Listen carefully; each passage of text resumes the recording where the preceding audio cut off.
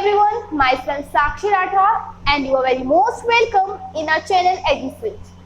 So students, आज का जो हम वीडियो बनाने जा रहे हैं that is one short video on the very first topic of biology chapter that is life process. Okay students, so ये वीडियो जो है बहुत ही इंटरेस्टिंग होने वाली है. हम आज ही के पूरा लाइफ प्रोसेस चैप्टर कंप्लीट करेंगे, तो इस वीडियो के एंड तक जरूर जुड़े रहें. हम स्टार्ट करते हैं लाइफ प्रोसेस. ओके, अब देखिए ये जो लाइफ प्रोसेस के अंदर टॉपिक्स आते हैं that is nutrition, respiration, transportation and excretion. ये चार टॉपिक्स हैं, इनको हम लोग सीक्वेंस वाइज क्या करेंगे, डिस्कस करेंगे. ठीक है, अब देखिए किसी भी हम लोग टॉपिक को स्टार्ट करने से पहले हम लोग समझते हैं कि लाइफ प्रोसेस क्या होता है. Okay, what do we mean by life process. हमारे बॉडी के अंदर जितने भी प्रोसेस चलते रहते हैं, जितने भी मतलब एक्टिविटीज चलती रहती हैं लाइक न्यूट्रिशन, रेस्पिरेशन, इन्हीं सब एक्टिविटीज को, इन्हीं सब प्रोसेस को हम लोग क्या बोलते हैं, लाइफ प्रोसेस. ये बहुत जरूरी होती है हमारी लाइफ को मेंटेन करने के लिए. ओके, अब देखिए आपने लाइफ प्रोसेस समझ लिया है. फॉर सिंपली आपको ये तो समझ में आना चाहिए ना कि लाइफ क्या है, क्योंकि किसी भी बच्चे से अगर पूछा जाए कि लाइफ का मतलब क्या होता है तो वो यही समझेगा कि हम कहते हैं ग्रोथ है ना, कोई चीज छोटी से बड़ी होती है तो हम कहते हैं कि हाँ वो चीज लिविंग है. कोई चीज जब रिप्रोडक्शन शो करती है तो उसको हम लोग लिविंग कह देते हैं. कोई चीज जब एक जगह से मूव करती है, मूवमेंट, तो उसको हम लोग लाइफ कह देते हैं. क्लियर. पर बच्चों मैं ये नहीं कह रही हूँ कि इसी को ही हम लोग लाइफ कह सकते हैं, क्योंकि इस अर्थ पे बहुत से ऐसे ऑर्गेनिजम्स हैं जो ये कैरेक्टरिस्टिक्स नहीं शो करते हैं बट फिर भी लिविंग है. ठीक है, हाँ मैं ये बोल दूंगी कि ये जो मैंने आपको ग्रोथ, रिप्रोडक्शन, मूवमेंट जैसे कैरेक्टरिस्टिक्स बताए हैं, इनको हम लोग कह सकते हैं कि हाँ ये कैरेक्टरिस्टिक्स हैं लिविंग के, लाइफ के. पर जिन ऑर्गेनिजम्स में ये कैरेक्टरिस्टिक्स नहीं शो हो रहे हैं तो हम लोग ये भी कह सकते हैं कि जिनमें ये नहीं शो हो रहे हैं वो भी लिविंग हैं. फॉर एग्जाम्पल हम लोग मानते हैं कि एक आदमी या कोई एक मैन है जो कोमा में चला गया है ना.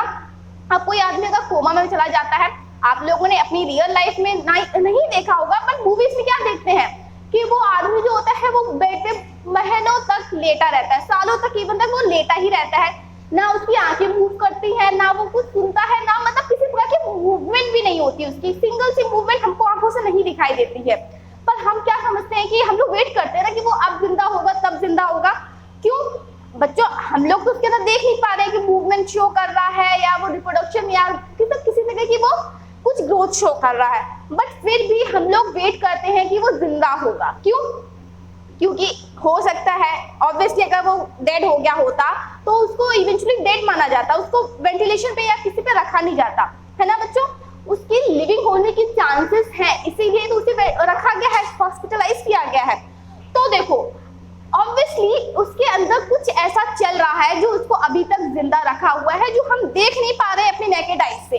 Yes, that is metabolic reactions. Okay, क्या है वो, मेटाबॉलिक रिएक्शंस. ओके बच्चों, जिसको हम लोग मेटाबॉलिज्म भी कहते हैं. तो व्हाट इज मेटाबॉलिज्म. मेटाबॉलिज्म मतलब देखो बच्चों, हमारी बॉडी के अंदर ना, हमारे सेल्स के अंदर बहुत रिएक्शंस होते रहते हैं. ठीक है, कुछ चीजें बनती रहती हैं, कुछ चीजें टूटती रहती हैं, और इन्हीं सब रिएक्शन से होते हुए ना हमें एनर्जी मिलती है. ठीक है, इन्हीं रिएक्शंस को हम लोग मेटाबॉलिक रिएक्शन या फिर मेटाबॉलिज्म कहते हैं. और ये जो होती है लाइफ के लिए बहुत ही इंपॉर्टेंट होती है. अब जो आदमी कोमा में गया है ना बच्चों, उसके जो सेल्स हैं वो यही मेटाबॉलिक रिएक्शंस कर रहे हैं, जिसकी वजह से उसके सेल्स अलाइव है और वो ह्यूमन बीइंग भी अलाइव है. क्लियर है आप लोगों को. तो क्या समझ में आया कि metabolism is the defining characteristics of life.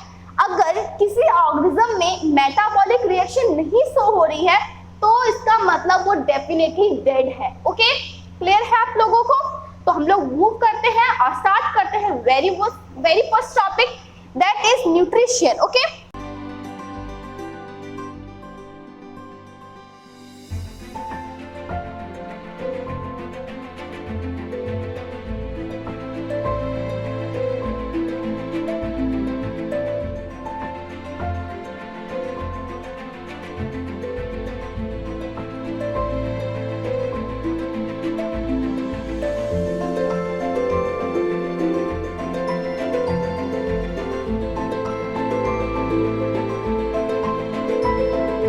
एक नर्व यहाँ तक है, दूसरा भी यहाँ से अटैच। हार गई थी जर्मनी, उसको पूरे के पूरे वॉर एक्सपेंसेस, पूरा का पूरा loan, everything has to be penalised. और 5 years hence, a man's age will be 3 times the age of his son.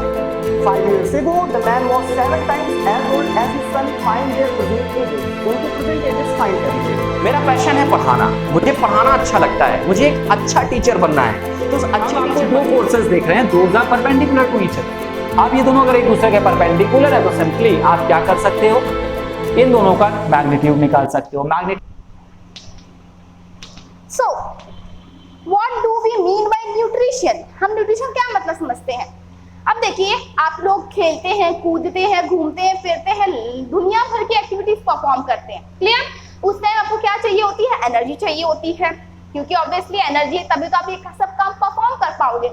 पर आप लोगों ने कभी सोचा है कि जब आप लोग आराम करते हैं या फिर सो रहे होते हैं, तब भी आपकी बॉडी एनर्जी यूटिलाइज करती है? इसका मतलब ये है कि आप कुछ कर नहीं रहे हैं, फिर भी आप क्या है, आपकी बॉडी उस एनर्जी को कंज्यूम कर रही है जो आपने जनरेट की है। ऐसा क्यों होता है? सोचिए जरा, ऐसा क्यों होता है? अब देखिए, आप लोग सो गए हैं, ठीक है, आप लोग तो सो गए, पर आपके बॉडी के अंदर जो वाइटल ऑर्गन्स है, लाइक आपका ब्रेन, आपकी हार्ट, आपकी किडनी, ये सब जो ऑर्गन्स होते हैं, ये तो नहीं सोते हैं ना, ये तो कंटिन्यूअसली वर्क करते रहते हैं।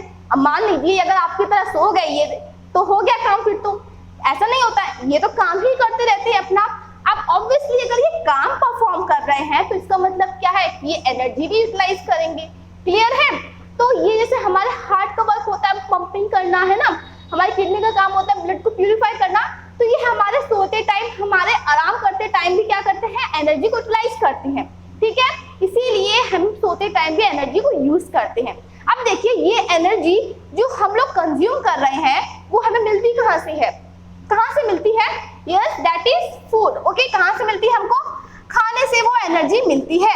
ओके, अब वो खाना हम लोग कैसे खाते हैं? उस प्रोसेस को, खाने के लेने के प्रोसेस को हम लोग क्या बोलते हैं? Nutrition. What is nutrition? The process of taking nutrients, ठीक है, न्यूट्रिएंट्स मैंने कहा है, that is carbohydrate, protein, fat, vitamins, minerals from the food is known as nutrition. Nutrients लेने के प्रोसेस को हम लोग न्यूट्रिशन कहते हैं, क्लियर है? अब देखिए, हमारे जो न्यूट्रिशंस होते हैं that is are of 2 type. ये 2 तरीके के होते हैं। पहला होता है autotrophic and second one is heterotrophic. Okay, clear? 2 तरह के न्यूट्रिशंस होते हैं, एक होता है autotrophic nutrition, another one is heterotrophic nutrition. So autotrophic का मतलब क्या होता है? ऑटो मतलब होता है सेल, ठीक है, सेल। ऐसे ऑर्गेनिजम्स जो अपना खाना खुद बना सकते हैं, those organisms which make their own food by their own and that is known as autotrophic nutrition, ठीक है? ऐसे ऑर्गेनिजम्स को हम लोग ऑटोट्रॉप्स बोलते हैं। इसके जो एग्जांपल्स होते हैं बच्चों, that is plant, okay, algae और कुछ बैक्टीरियाज होते हैं, सारे नहीं, some bacterias are also autotrophic organisms. Okay, तो इसके अंदर जो ऑर्गेनिजम्स होते हैं वो क्या करते हैं? अपना खाना खुद बनाते हैं with the help of inorganic substance like CO2 and H2O। Okay, ये inorganic substance like CO2, H2O की मदद से अपना खुद खाना बना सकते हैं। अब देखिए, इनके पास ऐसी कौन सी चीज होती है जिसकी वजह से वो अपना खाना खुद बना सकते हैं, and that is chloroplast. Okay, आप लोग जानते होंगे क्लोरोप्लास्ट क्या होता है? तो क्लोरोप्लास्ट एक सेल ऑर्गेनेल है, ठीक है, इसके पास एक ग्रीन कलर का पिगमेंट प्रेजेंट होता है, दैट इज क्लोरोफिल, जिसकी मदद से ये अपना खाना खुद बना सकते हैं। ओके, मैं आपको एक रिएक्शन लिख के दिखा रही हूँ अभी।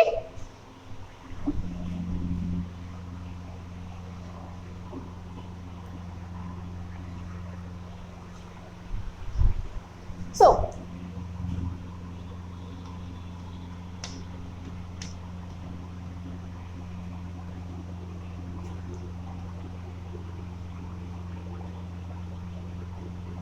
chlorophyll gives C6H12O6 which is a food, okay, and O2 and water. Okay, अब देखिए, ये हमारी जो है फोटोसिंथेसिस रिएक्शन है।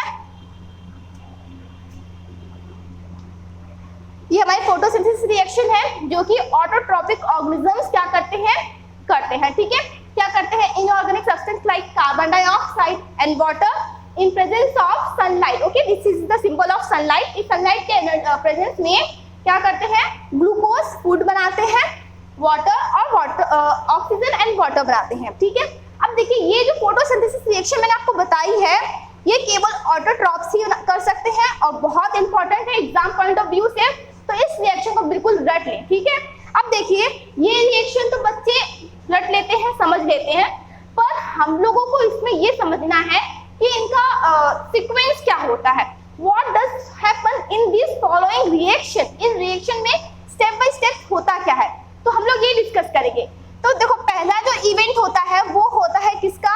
अब्जॉर्प्शन का। Okay, first event is absorption, ठीक है। किसका absorption? Absorption of light energy by the chlorophyll. Okay, chlorophyll मैंने भी बताया, it is a green pigment present within chloroplast. Okay, अब देखिए, हमारी जो क्लोरोफिल होती, हमारी भी प्लांट सेल्स की, ओके, प्लांट सेल्स की जो क्लोरोफिल होती है वो अब्जॉर्प्शन करती है लाइट एनर्जी का।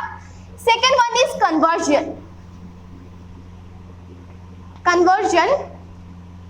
सो अब जो लाइट एनर्जी को अब्सॉर्ब किया गया है, उस लाइट एनर्जी को कन्वर्ट किया जाता है किसमें? केमिकल एनर्जी में। Clear? Conversion of light energy into chemical energy and splitting of water molecule, this water molecule into the oxygen and H2। Clear? अब देखिए, थर्ड स्टेप होता है रिडक्शन। What is reduction? अब देखिए, किसका रिडक्शन होता है?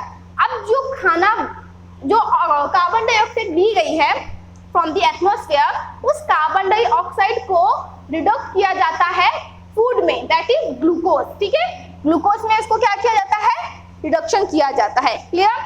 इन तीन स्टेप्स के थ्रू क्या होती है? फोटोसिंथेसिस रिएक्शन चलती रहती है। अब बच्चों देखिए, ये जो सीक्वेंस मैंने आपको बताए हैं, first absorption, conversion and then reduction, ये सीक्वेंस हमेशा ही ऐसे ही फॉलो होंगे, लाइक दिस 1, 2 एंड 3। ओके, पर ऐसा नहीं है कि इन रिएक्शंस का जो सीक्वेंस जो है वो तो ऑलवेज ऐसे ही रहेगा, पर ऐसा नहीं होता कि एक के बाद जो दूसरा स्टेप हो बच्चों इमीडिएटली हो, ठीक है। हो सकता है टाइम कंज्यूमिंग हो, कोई स्टेप आज हो गया तो कोई स्टेप कल हो। क्लियर है?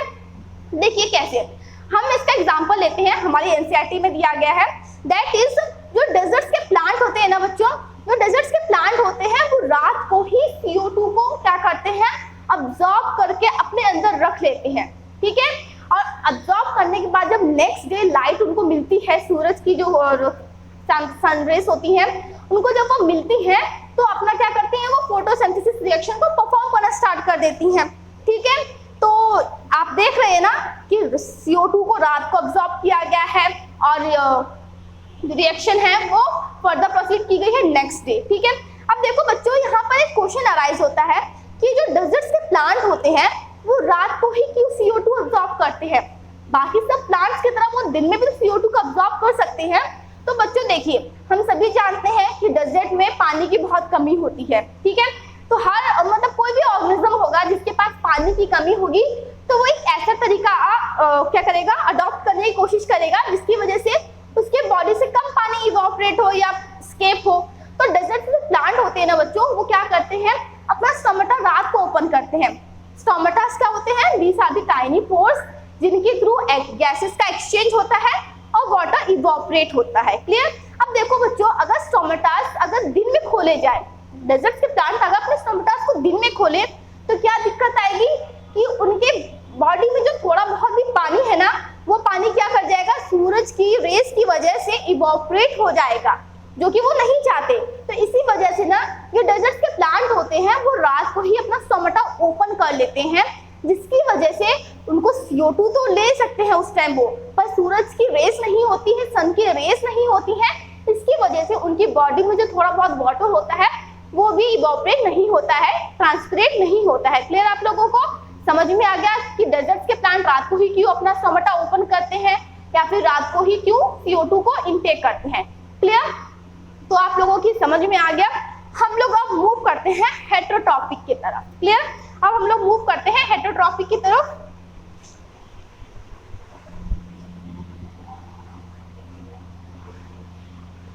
बच्चों अगर ये वीडियो पसंद आ रही हो तो इसको लाइक कीजिए, अपने फ्रेंड्स के साथ शेयर कीजिए। बहुत ज्यादा इंफॉर्मेटिव वीडियो है, वन शॉट वीडियो है, तो ये है कि आपका टाइम ज्यादा वेस्ट नहीं होगा। खैर स्टडी में टाइम वेस्ट तो नहीं होता है। मैंने सीक्वेंस वाइज करके 5 वीडियोस अपलोड कर दी थी वीडियो अपने चैनल्स पे, तो इससे क्या है कि आप चाहे तो वो भी वीडियो देख सकते हैं अगर आपको ज्यादा एक्स्ट्रा नॉलेज चाहिए। ये तो केवल वन शॉट वीडियो बच्चों केवल उतना ही पढ़ाया जाएगा जो आपके एग्जाम पॉइंट ऑफ व्यू से इंपॉर्टेंट होता है। तो ठीक है, हम लोग मूव करते हैं हेटरोट्रॉपिक की तरफ। ओके,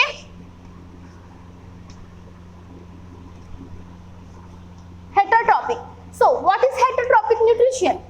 देखो इसके अंदर जो ऑर्गेनिजम्स होते हैं वो क्या करते हैं, अपना खाना खुद नहीं बनाते हैं, या तो वो डायरेक्टली या इनडायरेक्टली ऑटोट्रॉप्स पर ही डिपेंड होते हैं अपने फूड के लिए। ओके, इसके अंदर जो ऑर्गेनिजम्स होते हैं वो डायरेक्टली डिपेंड करते हैं ऑटोट्रॉप्स पे या इनडायरेक्टली डिपेंड करते हैं ऑटोट्रॉप्स पे अपने खाने के लिए। क्लियर?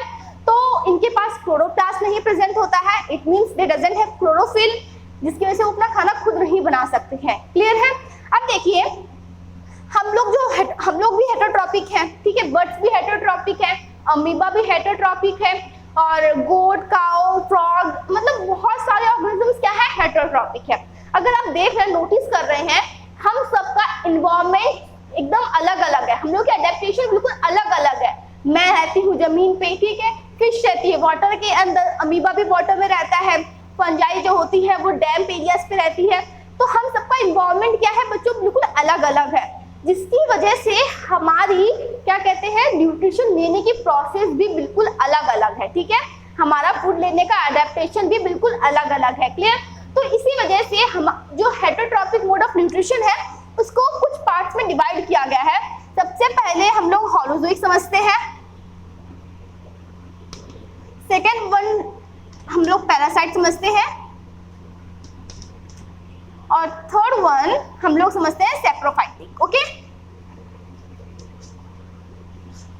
अब देखिए होलोजोइक, इसके अंदर ऐसे ऑर्गेनिजम्स आते हैं जो क्या करते हैं, अपने बॉडी के किसी भी पार्ट से फूड को कंज्यूम करते हैं, उस फूड को अपने बॉडी के अंदर ही स्मॉल पार्ट्स में ब्रेक डाउन करते हैं और उससे एनर्जी रिलीज करते हैं। ठीक है, उसके बाद उस एनर्जी को यूटिलाइज करते हैं। क्लियर है?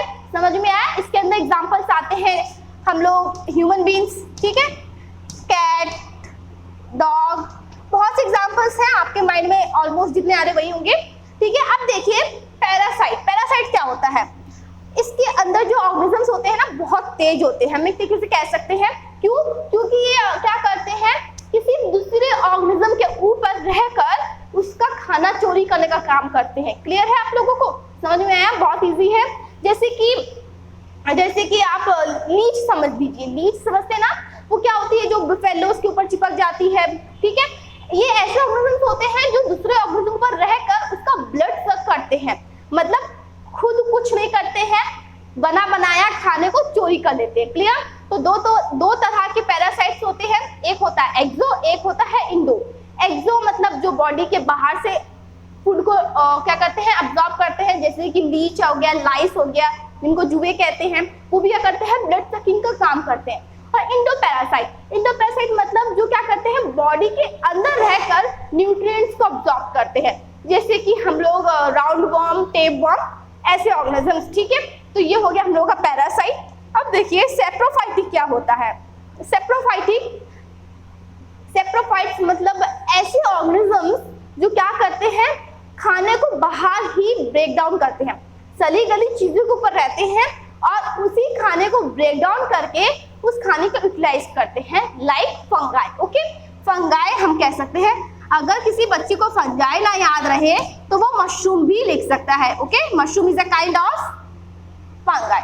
अब देखिए मैंने क्या बताया, सैप्रोफाइटिक में ये ऐसे ऑर्गेनिजम्स होते हैं जो सली गली चीजों के ऊपर रहकर उससे न्यूट्रिएंट्स को अब्सॉर्ब करते हैं, जैसे कि फंजाई मैंने आपको बताया। तो फंजाई बच्चों क्या करते हैं, जो मतलब ट्रीज जंगल वगैरह में गिर जाते हैं जमीन पे, फिर गिरने के बाद हल्के हल्के से पानी वानी होता है, डैम्प हो जाता है एकदम, तो उसको तो वह उगना शुरू कर देती है। ठीक है, और फिर खाने को बाहर ही ब्रेक डाउन करती हैं और फिर उस खाने को यूटिलाइज करती हैं। तो आप लोगों को होलोजोइक और सैप्रोफाइट में डिफरेंस समझ में आया। होलोजोइक बॉडी के अंदर खाने को ब्रेक डाउन करते हैं, सेप्रोफाइटिक अपने बॉडी के बाहर खाने को ब्रेक डाउन करते हैं। क्लियर है आप लोगों को? हम लोग मूव करते हैं नेक्स्ट टॉपिक की तरफ। ओके, अब हम लोग one type of holozoic mode of nutrition discuss करेंगे, दैट इज अमीबा। ओके, हम लोग अमीबा कैसे अपने फूड को यूज करता है, कैसे लेता है, तो हम लोग ये सब डिस्कस करते हैं। Holozoic, it is a one kind of heterotrophic mode of nutrition. So feeding in amoeba, हम feeding amoeba समझते हैं। feeding in amoeba बच्चों 5 स्टेप में होता है। पहला स्टेप होता है इंजेक्शन। ये एग्जाम पॉइंट ऑफ व्यू से बच्चों बहुत इंपॉर्टेंट है, तो बिल्कुल ध्यान से समझिए। इंजेक्शन, देखो इंजेक्शन मतलब होता है खाने को अंदर लेना। The process of taking food particle into the body is known as injection. Injection, okay. अब देखिए सेकेंड होता है डाइजेशन। डाइजेशन, अब जो खाना अमीबा ने अपने बॉडी के अंदर लिया है, लाइक दिस इज अमीबा, ठीक है। अब देखो बच्चों खाना वो अंदर लेती कैसे, आप पहले ये समझिए। अमीबा जो होती है बच्चों, ये एक ऐसा ऑर्गेनिज्म है, it is a micro organism जो कि फ्रेश वाटर में रहती है। ये एक ऐसा ऑर्गेनिज्म है बच्चों जिसका कोई बॉडी डिफाइन नहीं होती है, इसकी कोई परफेक्ट शेप नहीं होती है, अपने रिक्वायरमेंट के हिसाब से अपने बॉडी स्ट्रक्चर को डिफरेंट कर देती है। तो जैसे ये फूड पार्टिकल है, तो अमीबा जब भी अपने खाने को देखेगी तो क्या करेगी, अपने फॉल्स फीट मतलब सीडोपोडिया को जनरेट करना शुरू कर देगी, ठीक है। ये क्या हो गया बच्चों, सीडोपोडिया हो गया। अब वो उसको बनाना शुरू कर देती है through the process of injection. अब देखिए डाइजेशन क्या होता है, ये धीरे धीरे सीडोपोडिया क्या कर लेगा, इस फूड पार्टिकल को इनगुल्फ कर लेगा और इनगुल्फ करके अपने बॉडी के अंदर ले जाएगा, ठीक है। अपने बॉडी के अंदर ले गया and through by making a food vacuole, through making a food vacuole. अब ये फूड वैक्यूल के अंदर क्या है, खाना प्रेजेंट है। अब इसके अंदर जो साइटोप्लाज्म है, ये पूरे बॉडी में साइटोप्लाज्म जो प्रेजेंट है, इसके अंदर एक एंजाइम्स प्रेजेंट होते हैं, डाइजेस्टिव एंजाइम्स प्रेजेंट होते हैं जो कि फूड वैक्यूल में रिलीज कर दिए जाते हैं, जिसकी वजह से क्या होता है, जो फूड जो बॉडी के अंदर कंज्यूम किया गया है उसको छोटे छोटे टुकड़ों में तोड़ दिया जाता है। अब टुकड़ों में टूट चुका है फूड पार्टिकल, ये छोटे छोटे पार्टिकल्स में डिस्ट्रीब्यूट हो जाता है, टूट जाता है। अब इसके बाद आता है process that is absorption, okay. अब ये जो छोटे छोटे पार्टिकल्स में टूट गया है, इसको अब्सॉर्ब कर लिया जाता है through the in this cytoplasm, okay. Cytoplasm में इन छोटे छोटे पार्टिकल्स को अब्सॉर्ब कर लिया जाता है, क्लियर है। अब देखिए फोर्थ स्टेप होता है assimilation. Fourth step is assimilation. तो एसिमिलेशन में क्या होता है, अब जिस फूड पार्टिकल को न्यूट्रिएंट्स को अब्सॉर्ब किया गया है उनको यूज किया जाता है for energy, multiplication, growth, cell repairing, इन सब चीजों के लिए यूज किया जाता है, that is known as assimilation. And fifth one is ejection. Ejection से समझ में आ रहा है नाम से ही। अब ये जो खाना अब्सॉर्ब कर लिया गया है तो कुछ वेस्ट मटेरियल अंदर ही रह जाता है, ठीक है। उस वेस्ट मटेरियल को क्या करते हैं, फूड वैक्यूल को रप्चर करके उसको दोबारा वाटर में रिलीज कर देते हैं and this process is known as ejection. Clear है आप लोगों को? इन 5 स्टेप से अमीबा अपना फूड पार्टिकल को लेता है, डाइजेस्ट करता है, अब्सॉर्ब करता है और इजेक्ट कर देता है, क्लियर है। तो बच्चों अगर समझ में आ रहा है तो वीडियो जरूर लाइक कीजिए, शेयर कीजिए। मूव करते हैं हम लोग नेक्स्ट कंटेंट की तरफ।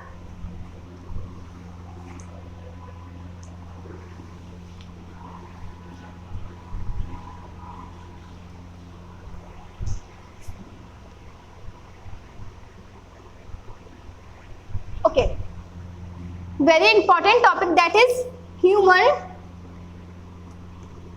digestive system, okay? मैं ड्रॉ करके पहले बता देती हूँ।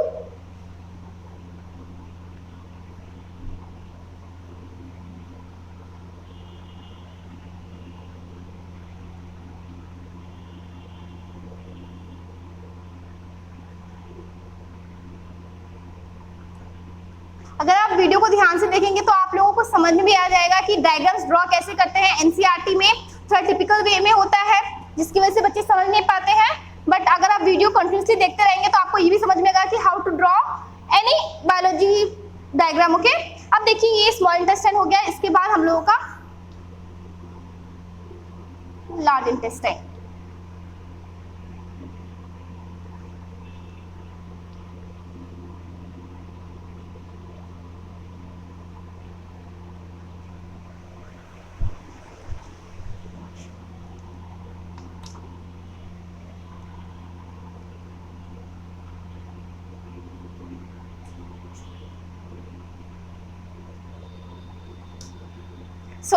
ये हम लोगों का डाइजेस्टिव सिस्टम है, बहुत इजी है। अब देखिए ये जो नीचे वाला ओपनिंग दिख रही है इसको बकल कैविटी कहते हैं, ऊपर वाले को नेसल पैसेज कहते हैं। नेसल पैसेज जो हमारी नॉस्ट्रिल्स होती है, okay, this one and this one is the buccal cavity, okay. अब इसके बाद जो आता है इसको बोलते हैं oesophagus.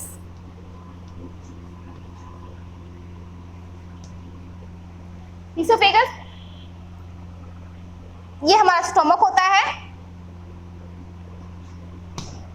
This is liver, pancreas, small intestine, large intestine और ओपनिंग को बोलते हैं एनस, ओके।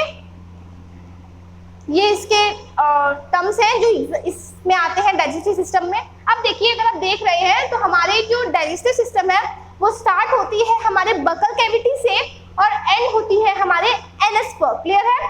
हर किसी का डाइजेस्टिव सिस्टम माउथ से शुरू होकर एनस पर खत्म होता है। अब देखिए हमारे जो बकल कैविटी है, बकल कैविटी में हम लोग क्या करते हैं, खाने को अपने मुंह में रखते हैं, ठीक है। मैंने इस खाने को अपने मुंह पे रखा तो कहाँ रखूंगी, टंग पर, ठीक है। तो सबसे पहले हमारी क्या आती है, टंग आती है, which is a muscular organ, okay. मैंने इस खाने को उस टंग पे रख दिया तो वहां पर टीथ भी प्रेजेंट होते हैं, हमारे बकल कैविटी में बच्चों टीथ प्रेजेंट होते हैं। तो टीथ क्या करते हैं, उस खाने को क्या करते हैं, चबाना शुरू करते हैं, है ना। तो हमारा टीथ का काम क्या हो गया, च्यूइंग द फूड, ठीक है, खाने को चबाने का काम हो गया। अब ये जो टंग और ये जो टीथ है दोनों मिलकर खाने को क्या करती हैं, बोलस के फॉर्म में लेकर आती है। अब बच्चों आपने नोटिस किया होगा कि आप जब खाना खाते हैं तो कुछ वाटरी टाइप निकलता है आपके मुंह से, है ना, पानी टाइप का कुछ निकलता है, दैट इज सलाइवा, ओके। ये सलाइवा प्रेजेंट होती है जो कि हमारे माउथ में प्रेजेंट रहती है, इसको हम लोग बोलते हैं, ये कहाँ से रिलीज होती है, सलाइवरी ग्लैंड से प्रेजेंट निकलती है बच्चों, ठीक है। हमारा जो सलाइवा होता है ये सिक्रीट होती है through the salivary gland, okay. हमारी जो सलाइवा प्रेजेंट होती है उसके अंदर एक एंजाइम प्रेजेंट होता है, that is known as salivary amylase, that is known as salivary amylase, ठीक है। तो मैंने क्या बताया आप लोगों को, हमारे जो मुंह में सलाइवरी ग्लैंड प्रेजेंट है उसके थ्रू सलाइवा सिक्रीट होता है जिसके अंदर एक एंजाइम प्रेजेंट होता है, दैट इज सलाइवरी अमाइलेज। अब देखो उसका फंक्शन क्या होता है, मैंने आपको भी न्यूट्रिशन बताया था, तो न्यूट्रिशन में मैंने आपको क्या बताया, क्या क्या होता है, that is carbohydrate, protein, fat, vitamin, minerals, मैंने आपको यही बताया था ना बच्चों। तो हम लोग जब भी खाना खाते हैं ना तो चांसेस क्या है कि हम लोग यही पांचों चीज खा रहे हैं, ठीक है। तो इन पांचों चीज खाने के टाइम जो कार्बोहाइड्रेट होता है उस कार्बोहाइड्रेट का 20% हमारे माउथ में डाइजेस्ट करने का काम किसका होता है, सलाइवरी अमाइलेज का होता है, ठीक है। The function of salivary amylase is to digest the 20% carbohydrate within our mouth, clear है। अब जो खाना होता है वो बोलस के फॉर्म में हमारे ईसोफेगस में चला जाता है। अब देखो जो ईसोफेगस है वहां पर कोई एंजाइम नहीं प्रेजेंट है, अब कोई एंजाइम नहीं प्रेजेंट है तो किसी प्रकार कोई डाइजेशन नहीं होने वाला है, क्लियर। वहां पे केवल एक मूवमेंट होती है, that is known as peristalsis movement. अब उस मूवमेंट के थ्रू खाना हमारे माउथ से हमारे स्टमक में जाता है। अब देखो बच्चों ये पेरिस्टाल्सिस मूवमेंट जो होती है वो इस टाइप की होती है, क्लियर, इस टाइप की होती है, वेवी काइंड ऑफ मूवमेंट, ठीक है, वेव की काइंड में मूवमेंट होती है जिसकी वजह से खाना धीरे धीरे हमारे माउथ से हमारे स्टमक में जाता है, ठीक है। अब देखिए जो खाना स्टमक में पहुंच जाता है वहां पर बच्चों वो 3 से 4 घंटे रहता है खाना, अप्रोक्सीमेटली 3 से 4 घंटे वो खाना वहां प्रेजेंट रहता है। अब देखिए यहाँ पर बच्चों एक स्पिंचर प्रेजेंट होता है जो कि खाने की एंट्री को रेगुलेट करता है, that sphincter is known as cardiac sphincter, okay, या फिर लोअर ईसोफेगस स्पिंचर भी कहते हैं उसको। अब वो खाना जो है बच्चों यहाँ पे आ गया, ठीक है। अब यहाँ पे आने के बाद वो कहीं निकल ना जाए यहाँ से, तो यहाँ पर भी एक स्पिंचर प्रेजेंट होता है, that is known as pyloric sphincter. Okay, तो स्पिंचर्स एक तरीके के मस्कुलर गेट होते हैं जो कि खाने की एंट्री और एग्जिट को रेगुलेट करते हैं। क्लियर? अब जो खाना है वो 3 से 4 घंटे यहाँ प्रेजेंट रहेगा, तो हमारे जो स्टमक के जो वॉल्स होती है ना, इनर वाली, वो भी अपने गैस्ट्रिक ग्लैंड्स को सिक्रीट करती है। ठीक है, उनका काम क्या होता है? अपने गैस्ट्रिक ग्लैंड्स को सिक्रीट करना। तो उनके गैस्ट्रिक ग्लैंड्स प्रेजेंट होते हैं जो कि गैस्ट्रिक एंजाइम को सिक्रीट करते हैं। ओके, तो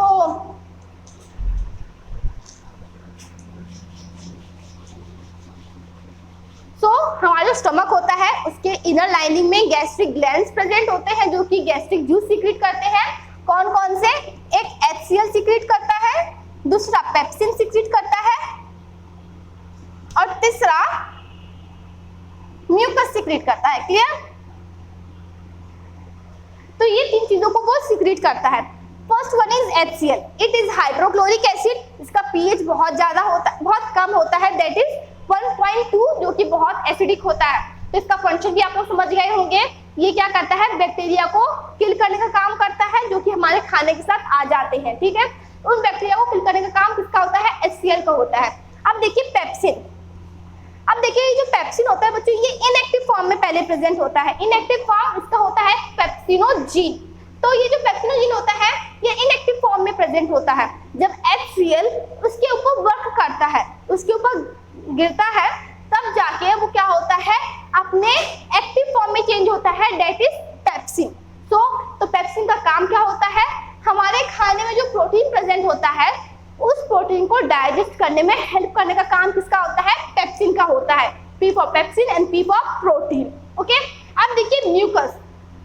बच्चों, अगर आपके दिमाग में एक बात आई हो कि HCl जब इतना एसिडिक होता है तो हमारे स्टमक को भी बर्न कर सकता है, लेकिन हमारा स्टमक बर्न तो होता नहीं है। देखो इसका रीजन क्या है कि जो हमारे स्टमक की इनर लाइनिंग है, हमारे स्टमक की जो इनर लाइनिंग है उसके और HCl के बीच में ना म्यूकस आ जाता है। ठीक है, म्यूकस क्या करता है? एक लाइन बना देता है, एक प्रोटेक्टिव लेयर बना देता है जो कि HCl को हमारे स्टमक के इनर लाइनिंग से कांटेक्ट नहीं करने देती है, जिसकी वजह से हमारा स्टमक भी बर्न नहीं होता है। क्लियर है आप लोगों को? समझ में आ गया? देखो बच्चों, एक क्वेश्चन बहुत इंपॉर्टेंट है एग्जाम पॉइंट ऑफ व्यू से, क्या हो what if there is no HCl ना हो। तो देखो बच्चों, इसकी वजह से बहुत कुछ नेगेटिव हो सकता, मतलब बहुत चीजें नहीं हो सकती हैं। जैसे कि सबसे पहले तो हमारे खाने में जो बैक्टीरिया प्रेजेंट है वो नहीं किल होगा। क्लियर? दूसरा क्या है? हमारा स्टमक नहीं, पेप्सिन। दूसरा क्या है कि प्रोटीन नहीं डाइजेस्ट होगा। प्रोटीन क्यों नहीं डाइजेस्ट होगा? क्योंकि जो पेप्सिनोजिन इनएक्टिव फॉर्म में है वो अपने एक्टिव फॉर्म में चेंज नहीं होगी। अब वो अपने एक्टिव फॉर्म में चेंज नहीं होगी तो इसकी वजह से क्या होगा? प्रोटीन भी डाइजेस्ट नहीं होगा। क्लियर?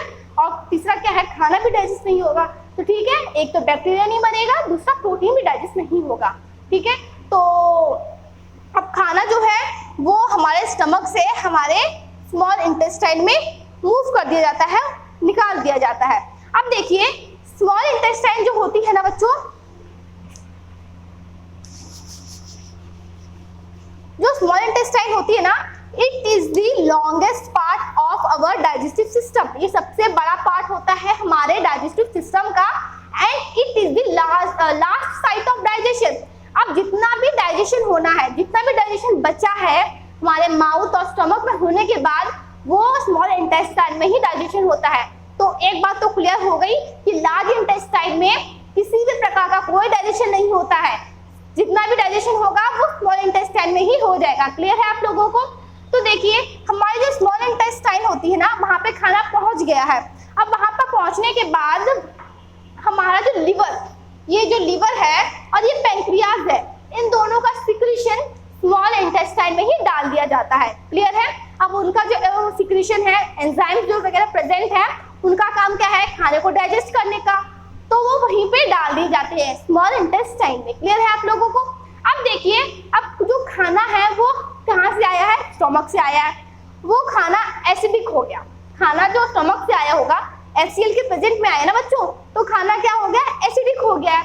तो उस खाने को पे ना पैंक्रियाटिक के जो एंजाइम्स होते हैं, पैंक्रियाज के जो एंजाइम्स होते हैं, वो वर्क नहीं कर पाते पाते हैं, क्योंकि वो बेसिक मीडियम में ही वर्क कर पाते हैं। क्लियर है?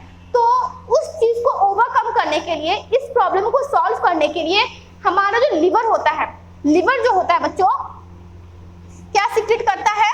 Bile juice and bile salt. Okay, इन दोनों को क्या करता है? सीक्रेट करता है। बच्चों ये चीज याद कर लो कि ये दोनों एंजाइम नहीं है, जूस है। ठीक है, तो जो बाइल जूस और बाइल सॉल्ट है बच्चों, इसको क्या कर, बाइल जूस और बाइल सॉल्ट सीक्रेट होते हैं लिवर के थ्रू। अब जो पैंक्रियाज बेसिक मीडियम में वर्क कर सकता है, लेकिन खाना जो एसिडिक मीडियम में है, तो हमारा जो बाइल जूस होता है उसका काम क्या होता है? खाने को बेसिक मीडियम में कन्वर्ट करना। क्लियर है? खाने को बेसिक मीडियम में कन्वर्ट करने का काम होता है बाइल से सीक्रेट होने वाला, लिवर से सीक्रेट होने वाला बाइल जूस। क्लियर है आप लोगों को? अब जो खाना है वो बेसिक मीडियम में कन्वर्ट हो चुका है। सो हमारे बाइल सॉल्ट का काम क्या होता है? हमारे बाइल सॉल्ट का काम होता है, जो हमारे फैट है ना बच्चों, ये जो फैट है हम लोगों का, ये इतना हार्ड होता है कि इसको डाइजेस्ट करते वक्त हमारे माउथ, हमारा स्टमक डाइजेस्ट नहीं कर पाता है। तो हमारा जो बाइल सॉल्ट होता है, ये फैट को लार्ज ग्लोब्यूल से स्मॉल ग्लोब्यूल्स में चेंज करने का काम करता है, और इसी प्रोसेस को इमल्सिफिकेशन ऑफ फैट कहते हैं। क्लियर है आप लोगों को? तो इमल्सिफिकेशन ऑफ फैट में कौन हेल्प करता है? Bile salt. अब जो है फैट भी स्मॉल ग्लोब्यूल्स में चेंज हो चुका है, खाना भी बेसिक मीडियम में आ गया है, फैट भी स्मॉल ग्लोब्यूल्स में चेंज हो गया है। तो अब जो खाना हमारे स्मॉल इंटेस्टाइन में है, पैंक्रियाज अब उस पर काम कर सकता है, क्योंकि वो बेसिक मीडियम में है। तो जब पैंक्रियाज के जो जूस होते हैं, सॉरी पैंक्रियाज के जो एंजाइम्स होते हैं, पैंक्रियाज के जो एंजाइम्स होते हैं जिनको पैंक्रियाटिक एंजाइम कहते हैं, that is lipase, trypsin and amylase. ठीक है, ये जो होते हैं पैंक्रियाटिक एंजाइम्स होते हैं जो कि पैंक्रियाज के द्वारा सीक्रेट किए जाते हैं। तो ये जो लाइपेज होता है, इसका काम होता है कि जो फैट को स्मॉल ग्लोब्यूल्स में चेंज किया गया ना, इमल्सिफाइड फैट को डाइजेस्ट करने में, क्लियर, डाइजेस्ट करने में कौन हेल्प करता है? लाइपेज हेल्प करता है। अब देखिए जो ट्रिप्सिन होता है उसका काम होता है प्रोटीन को डाइजेस्ट करने में हेल्प करना। क्लियर? अब बचा अमाइलेज, तो अमाइलेज का काम होता है कार्बोहाइड्रेट को डाइजेस्ट करने में हेल्प करना। क्लियर? तो ये काम कौन करता है? Pancreatic enzyme. अब देखो बच्चों, हमारी जो स्मॉल इंटेस्टाइन होती है ना, उसकी जो वॉल्स होती हैं वो भी एंजाइम्स को सीक्रेट करती हैं, और उसके ही एंजाइम्स होते हैं जो खाने को कंप्लीटली सिंपल अब्जॉर्बेबल फॉर्म में चेंज कर सकते हैं। और जो उनका सिक्रीशन होता है ना, उस सिक्रीशन को हम लोग इंटेस्टाइनल जूस या फिर सस्कस इंटरक्राइकस भी कह सकते हैं। क्लियर है? तो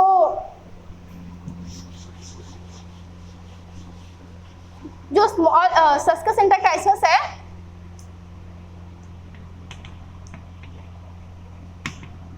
इसका काम क्या होता है? जो प्रोटीन है उसको अमीनो एसिड में चेंज करना। ठीक है, प्रोटीन का जो सिंपल अब्जॉर्बेबल फॉर्म है that is amino acid. Carbohydrate को किसमें चेंज करना? ग्लूकोज में चेंज करना। ठीक है, ग्लूकोज में चेंज करना। एंड लास्ट वन, फैट को चेंज करना, fatty acid plus glycerol. Okay, glycerol. तो हमारा जो स्मॉल इंटेस्टाइन है वो खाने को कंप्लीटली डाइजेस्ट कर देता है अमीनो एसिड, ग्लूकोज और फैटी एसिड प्लस ग्लाइसरॉल में, जिसको आप क्या कर सकते हैं? अब्सॉर्ब कर सकते हैं। तो हमारे जो स्मॉल इंटेस्टाइन की वॉल्स होती है ना, उसमें small finger like projection present होते हैं। इन फिंगर्स लाइक प्रोजेक्शन को ना विलाई कहते हैं, और इन्हीं में ही लार्ज अमाउंट में ब्लड वेसल्स प्रेजेंट होती हैं, जो इस खाने को, इस न्यूट्रिएंट को, simple absorbable form of food को अब्जॉर्ब करती हैं और ट्रेवल करके लेके जाती हैं हर एक सेल के पास। तो सेल्स क्या करें? उस न्यूट्रिएंट को अब्जॉर्ब करके, यूज करके, यूटिलाइज करके अपना काम करती रहती हैं। क्लियर है? जो डैमेज सेल्स है वो ठीक होती हैं, मेटाबॉलिक रिएक्शंस परफॉर्म होती रहती है। तो इस तरीके से हमारा पूरा डाइजेशन होता है। अब देखो बच्चों, जो खाना हम खाते हैं, न्यूट्रिएंट्स तो अब्सॉर्ब हो गए हैं, पर कुछ वेस्ट मटेरियल है जिसको लार्ज इंटेस्टाइन में ट्रांसफर कर दिया जाता है, वो वहां पर थोड़ी देर स्टोर रहती है और आफ्टर सम टाइम उसको एनएस के थ्रू रिलीज कर दिया जाता है। ठीक है, this is all about human digestive system. और हम इसी के साथ हमारा न्यूट्रिशन टॉपिक भी कंप्लीट होता है। तो हम लोग मूव करते हैं रेस्पिरेशन की तरफ। So students, we are moving to next topic, that is respiration.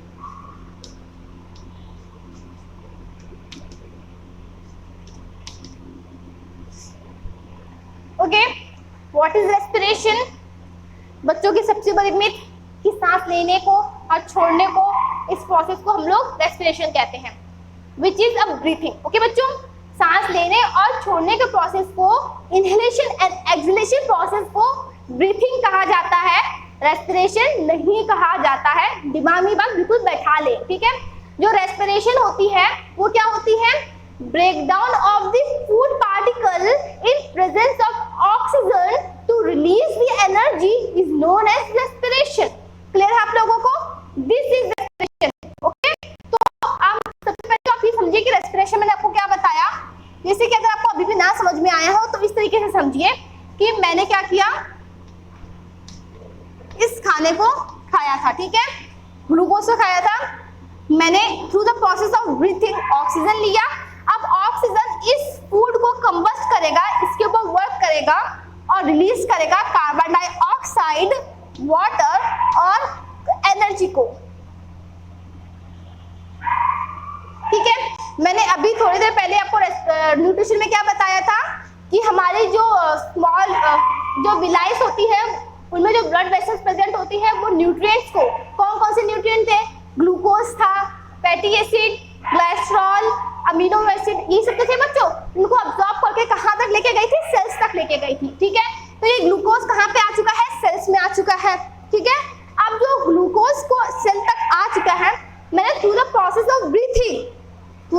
Of breathing उस ऑक्सीजन को इनहेल किया और सेल तक लेके गए। अब जो ऑक्सीजन है उस फूड के ऊपर वर्क करेगा, उसको ब्रेक डाउन करेगा और उसे रिलीज करेगा कार्बन डाइऑक्साइड। ठीक है, ये मैंने इनहेल किया है और ये मैं एक्सहेल करूंगी। ठीक है, अब उस खाने से बच्चों क्या निकला है? एनर्जी निकला है। ठीक है, इस प्रोसेस से एनर्जी निकलती है through the process of respiration and this is the reaction of respiration. Clear है आप लोगों को? रेस्पिरेशन ये होती है, ना कि ब्रीथिंग। क्लियर है? तो मूव करते हैं हम लोग। अब देखिए, अगर आपको अभी भी समझ में नहीं आ रहा है तो हम लोग एक और अच्छे तरीके से समझाते हैं। आपने खाना खाया, क्लियर? आप खाना खा के कहां तक उसको लेके गए? अपने स्मॉल इंटेस्टाइन तक, और किसमें चेंज किया? ग्लूकोज में, है ना? ग्लूकोज में चेंज किया। अब यहाँ तक का जो प्रोसेस है इसको आप क्या कहोगे? डाइजेशन कहोगे। क्लियर है? डाइजेशन कहेंगे ना बच्चों। अब जो ग्लूकोज है हमारे जो सेल्स तक पहुंच गया है, ऑक्सीजन उस ग्लूकोज को, सांस लेते तो हम ऑक्सीजन लेते ना, उस ग्लूकोज को ब्रेक डाउन करके क्या रिलीज करेगा? CO2, H2O और एनर्जी। ठीक है, और इसी प्रोसेस को यहां से लेके यहां तक के प्रोसेस को, ग्लूकोज से CO2, H2O plus energy release तक के प्रोसेस को रेस्पिरेशन कहा जाता है। क्लियर है? तो मूव करते हैं हम लोग आगे की तरफ। अब हम लोग डिस्कस करेंगे स्टेप्स ऑफ रेस्पिरेशन। रेस्पिरेशन में कौन कौन से स्टेप्स होते हैं? So, the very first step of respiration is breathing. Okay, inhalation and exhalation. The process, taking of oxygen and release of CO2 is known as breathing. ये क्या है? हमारे रेस्पिरेशन का पहला स्टेप है।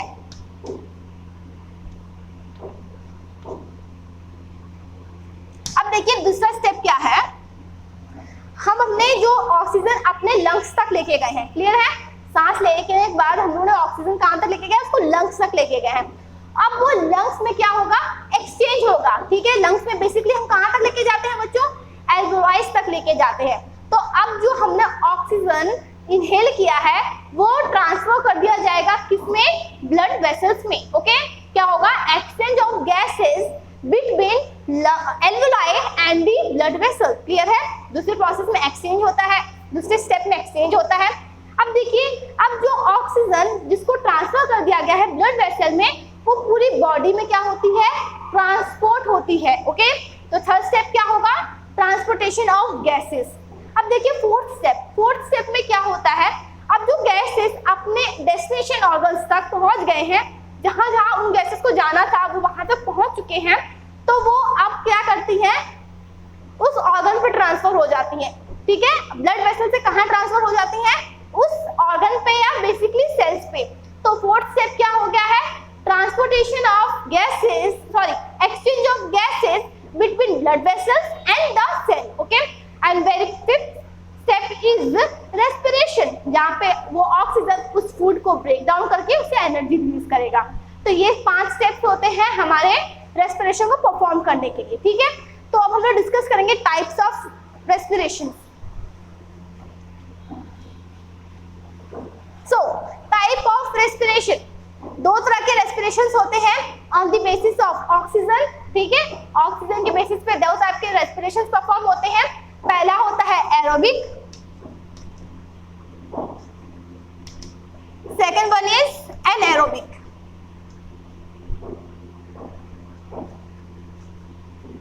ये जो एरोबिक रेस्पिरेशन होती है ये ऑक्सीजन के प्रेजेंस में होती है, ये जो एनाएरोबिक रेस्पिरेशन होती है ये ऑक्सीजन के एब्सेंस में प्रेजेंट होती है। ठीक है, एरोबिक में ज्यादा एनर्जी रिलीज होती है क्योंकि उसमें ज्यादा ऑक्सीजन रिक्वायरमेंट होती है, और इसके अंदर कम एनर्जी रिलीज होती है क्योंकि ये ऑक्सीजन के एब्सेंस में होती है। सो मैं आपको स्टार्टिंग से इसमें होता क्या है, जैसे कि आपने ग्लूकोज, आपकी बॉडी में जो ग्लूकोज है ये 6 कार्बन मॉलिक्यूल होता है। अब ये किस में चेंज होता है, पाइरूवेट में चेंज होता है। ठीक है, पाइरूवेट में चेंज होता है। अब ये जो पाइरूवेट होता है बच्चों, इसके साथ एनर्जी भी रिलीज होती है। ये 6 कार्बन मॉलिक्यूल है, ये 3 कार्बन मॉलिक्यूल है। ठीक है, एक ग्लूकोज से 2 पाइरूवेट बनते हैं। अब देखो बच्चों, यहाँ तक का जो प्रोसेस होता है रेस्पिरेशन का, कोई भी ऑर्गेनिज्म हो सब में सेम होगा। क्लियर है? अब यहाँ से इनके पार्ट्स डिफरेंट हो जाते हैं। कैसे, देखिए, अब अगर किसी ऑक्सीजन के प्रेजेंस में हो रहा है परफॉर्म, ठीक है, अगर ऑक्सीजन की प्रेजेंस में रिएक्शन हो रही है और वो कहाँ होती है, हमारे माइटोकॉन्ड्रिया में होती है, तभी तो माइटोकॉन्ड्रिया को पावर हाउस ऑफ सेल कहते हैं, क्योंकि वहां पर एनर्जी जनरेट होती है। तो ये ऑक्सीजन की प्रेजेंस में कहाँ पे, माइटोकॉन्ड्रिया में परफॉर्म होती है। तो क्या बनता है, पाइरूवेट से बनता है CO2, H2O, और बहुत ज्यादा अमाउंट में एनर्जी रिलीज होती है।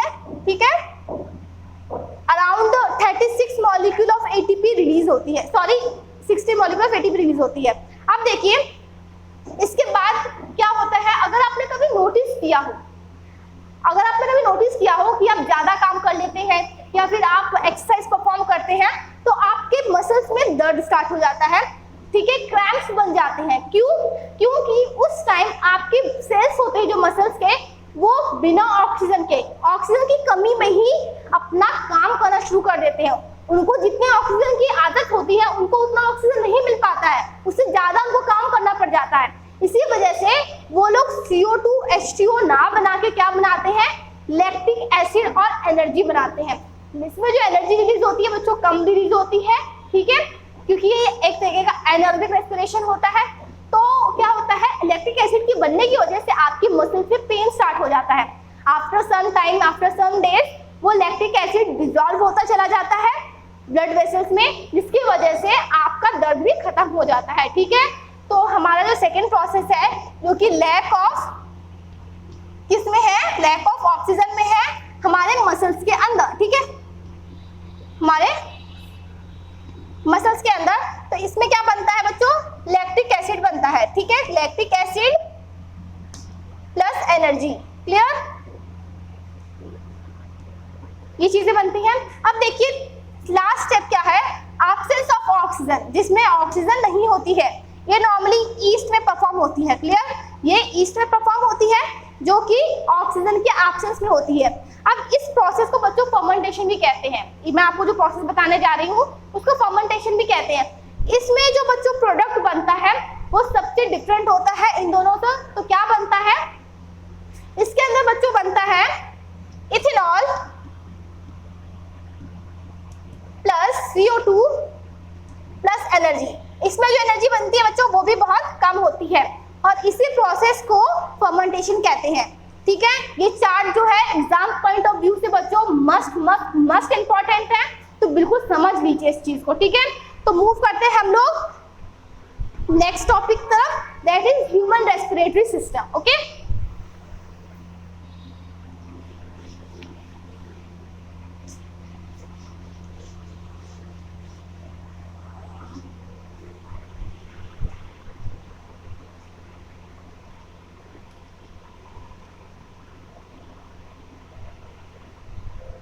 ओके, ह्यूमन रेस्पिरेटरी सिस्टम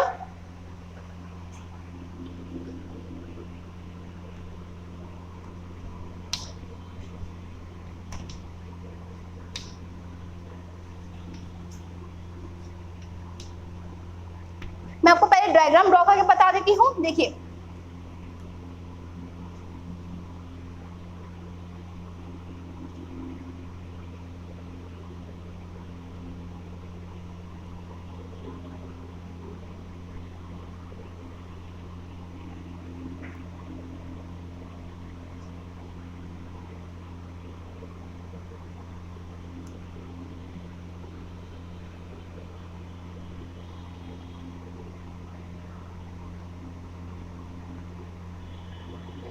अब देखिए ये आपका कुछ इस तरीके से आपका क्या होता है, रेस्पिरेटरी सिस्टम होता है। क्लियर, बहुत इजी होता है। अब देखिए ये जो नीचे वाला पार्ट है मैंने पहले बताया था, बकल कैविटी है, ऊपर वाला नसल पैसेज है, नसल पैसेज जिसके थ्रू हम लोग क्या करते हैं, ऑक्सीजन इनटेक करते हैं। क्लियर, तो वो मूव करता है किसमें, हमारे फेरिंग्स में। Okay, pharynx which is a common passage for food and air. हम जो खाना खाते हैं, हम जो सांस लेते हैं, दोनों एक ही पाथ में जाते हैं और उस पाथ को बोलते हैं फेरिंग्स बोलते हैं। ठीक है, अब देखिए इसके बाद आता है लैरिंग्स। इसके बाद हमारे खाने का और हमारे सांस लेने का जो ऑक्सीजन लेते हैं, दोनों का पाथ अलग हो जाता है। ठीक है, तो लैरिंग्स जो होता है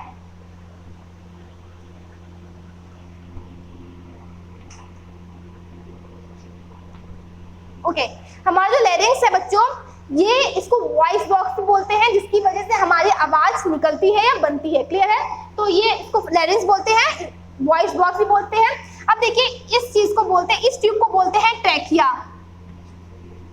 इस ट्रैकिया में बच्चों ना आप ये रिंग्स देख रहे हैं ना, ये अराउंड 16 to 20% होती है, जिसको हाईलाइन कार्टिलेज की बनी होती है। ठीक है, ये क्यों प्रेजेंट होती है, देखिए बच्चों आपने कभी मतलब ऐसे नोटिस किया होगा, आप जब गुब्बारा फुलाते हैं, जैसे आपने फुलाया तो फूलता चला जाता है, लेकिन जब आप उसी हवा को क्या करते हैं, निकालते हैं, तो क्या होता है, वो कोलैप्स हो जाता है, बिल्कुल सिकुड़ जाता है ना बच्चों गुब्बारा। तो इसी तरीके से हमारा लंग्स भी होता है। अगर हम लोग ऑक्सीजन देते रहेंगे फिर तो ठीक है, लेकिन जब हम लोग क्या करते हैं, CO2 निकालते हैं ना बच्चों, तो हो सकता है कि हमारा लंग्स भी एकदम कोलैप्स कर जाए। ठीक है, तो उसी चीज को प्रिवेंट करने के लिए यहाँ पे हाईलाइन कार्टिलेज के रिंग्स प्रेजेंट होते हैं, जो कि कोलैप्सिंग से बचाते हैं हम लोगों को, हमारे लंग्स को। ठीक है, तो यहाँ पे हाईलाइन कार्टिलेज के रिंग्स प्रेजेंट है। अब इसके बाद ट्रैकिया डिस्ट्रीब्यूट हो जाता है लेफ्ट एंड राइट पार्ट में, जिसको ब्रोंकाई कहते हैं। अब जो ब्रोंकाइस होती है बच्चों, ये बहुत सारे ब्रांचेस में डिस्ट्रीब्यूट हो जाती है, जिसको ब्रोंकियोल्स कहते हैं। और सबसे इसका जो टर्मिनल पार्ट होता है, इसको एल्वेलाई बोलते हैं। ठीक है, ये जो एल्वेलाइज होती है, बेसिकली यहीं पर क्या होता है, गैसेस का एक्सचेंज होता है। क्लियर है आप लोगों को, ये हम लोगों का पूरा रेस्पिरेटरी सिस्टम है। क्लियर है, ओके, ये हम लोग का पूरा रेस्पिरेटरी सिस्टम है। अगर आप नोटिस कर रहे होंगे तो ये पार्ट जो है, लेफ्ट लंग जो है, लेफ्ट लंग छोटा होता है। क्यों, क्योंकि वहां पर हार्ट प्रेजेंट होता है। क्लियर है, अब देखिए इसके बाद हम लोग डिस्कस करते हैं प्लांट्स कैसे रेस्पिरेट करते हैं, हाउ डू प्लांट्स रेस्पायर।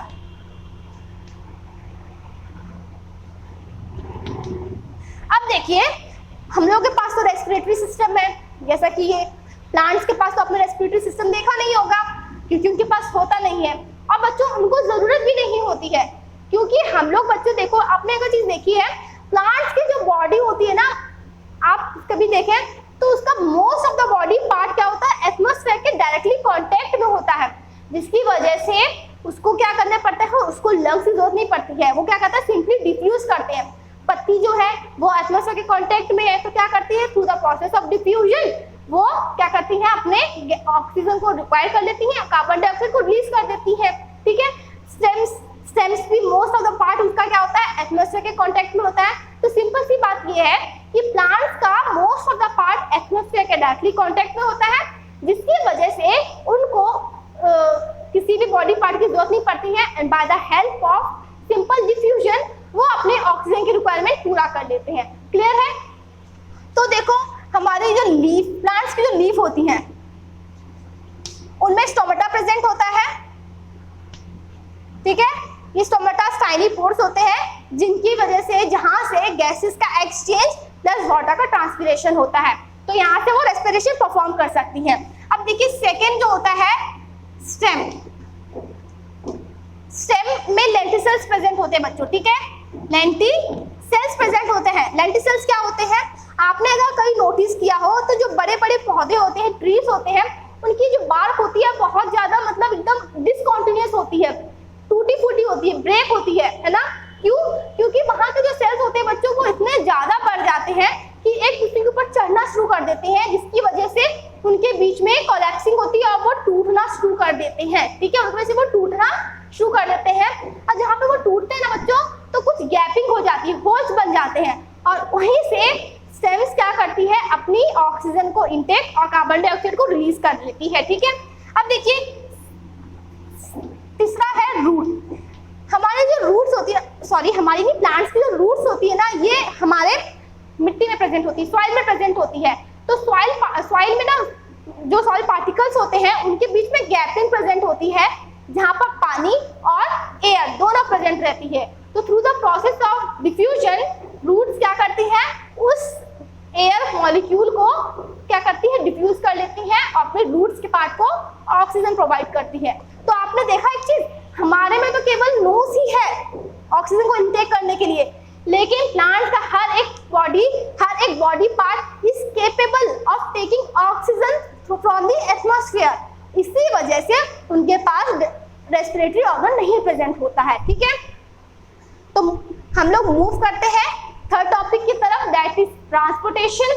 बच्चों बहुत ही इंटरेस्टिंग वीडियो चल रही है, इसको स्किप बिल्कुल मत कीजिएगा। आप एक ही शॉर्ट वीडियो में पूरा का पूरा चैप्टर आराम से समझ सकते हैं। ठीक है, मूव करते हैं हम लोग third topic, that is transportation.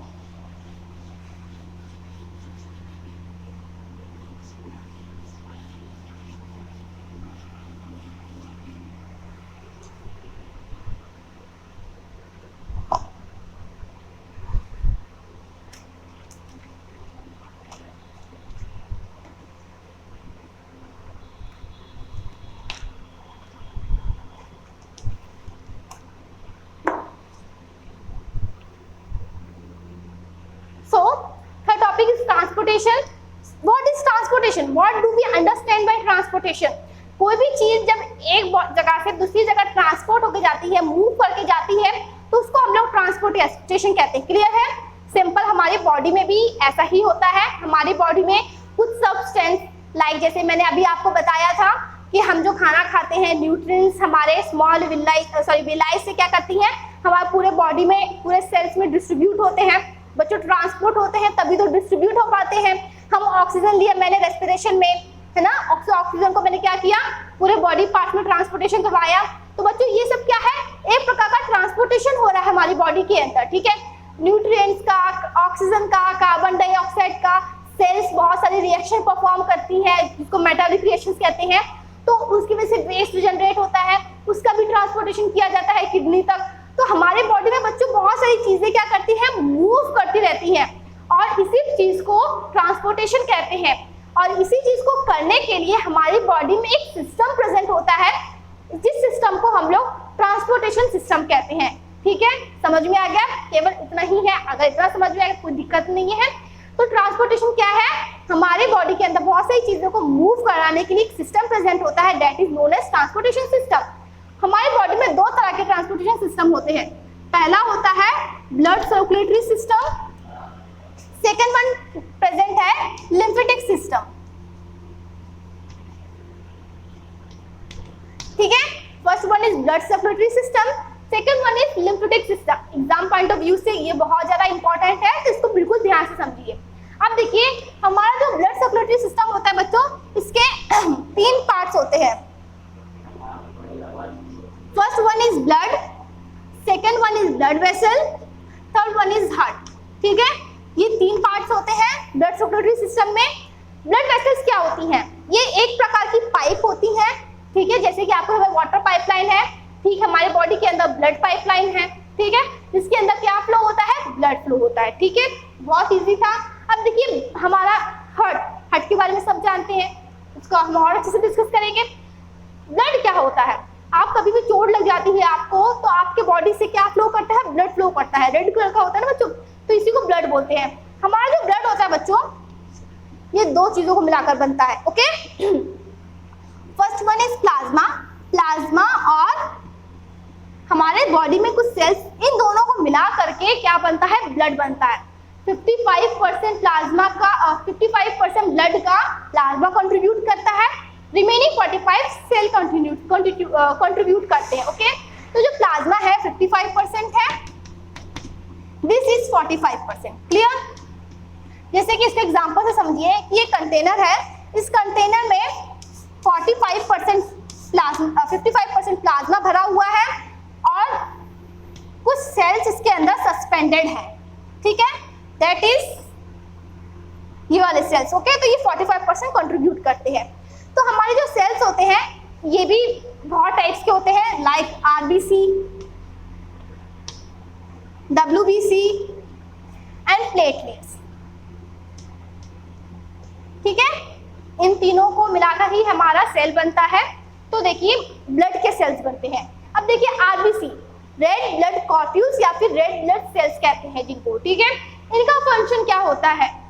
ये बच्चों जो आरबीसीज होते हैं, इनके अंदर एक स्पेशल पिगमेंट प्रेजेंट होता है जिसको हीमोग्लोबिन कहते हैं। ये आयरन कंटेनिंग पिगमेंट होता है जो कि क्या करता है? हमारी बॉडी में ऑक्सीजन को ट्रांसपोर्ट करने में बहुत हेल्प करता है। क्यों? कि ये बहुत अच्छी बाइंडिंग कर सकता है ऑक्सीजन के साथ। ओके, ये ऑक्सीजन के साथ बहुत अच्छी दोस्ती रखता है, इसीलिए क्या करता है? हमारी बॉडी में जो ऑक्सीजन होता है इसको ट्रांसपोर्ट करने का हेल्प कौन करता है? आरबीसी हेल्प करती है। क्लियर है? न्यूट्रिएंट को भी ट्रांसपोर्टेशन करने का हेल्प आरबीसी करती है। ठीक है, CO2 का भी ट्रांसपोर्टेशन करने का हेल्प कौन करती है? आरबीसी करती है। क्लियर है आप लोगों को? आरबीसी का फंक्शन समझ में आ गया। अब देखिए डब्ल्यूबीसी। डब्ल्यूबीसी क्या है? These are white blood cells या फिर व्हाइट ब्लड कॉर्प्यूल्स कहते हैं। हमारी बॉडी में ना कभी जब कोई बाहर से फॉरेन पार्टिकल आ जाता है, कोई वायरस या कोई बैक्टीरिया आ जाता है, तो हमारे बॉडी के अंदर जो व्हाइट ब्लड सेल्स होते हैं ना, वो उनके साथ फाइट करते हैं और फाइट करके उनको मारने की कोशिश करते हैं। क्लियर है आप लोगों को? तो हमारे व्हाइट ब्लड सेल का काम क्या होता है? Help in maintaining the immunity. Okay, third one is platelet. तो प्लेटलेट क्या होता है बच्चों? अगर आपने कभी सॉरी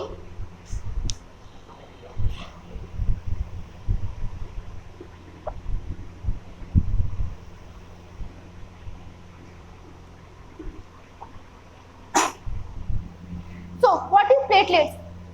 अगर आपने कभी मतलब गिर जाते हैं कहीं पे साइकिल जाते वक्त या दौड़ते वक्त, तो आपकी बॉडी से मतलब क्या होता है बच्चों? खून निकलने लगता है ना। जब उस जगह पे स्क्रैचेस पड़ जाते हैं, चोट लग जाती है, वाउंड लग जाती है, तो वहां से खून निकलना शुरू हो जाता है। पर बच्चों ऐसा तो नहीं होता है ना कि वहां का जो खून निकल रहा है वो परमानेंटली निकलता रहे। आफ्टर सम टाइम वो खून जो होता है, वो ब्लड जो होता है, वो बहना बंद हो जाता है, फ्लो करना बंद हो जाता है। क्यों? Due to platelet. तो प्लेटलेट्स क्या करती है? ये एक तरीका का मेश मतलब जाली जैसा स्ट्रक्चर बना देती है उस जगह पर, जिसकी वजह से ब्लड के अंदर के जो सेल है like RBC, WBC, plasma, protein, ये सब चीजें क्या है? फंस जाती हैं। ठीक है, ये सब चीजें उस मेश लाइक स्ट्रक्चर में फंस जाती हैं और वो ब्लड वहां से फ्लो करना बंद हो जाता है। ठीक है, समझ में आ गया? प्लेटलेट्स का काम क्या होता है?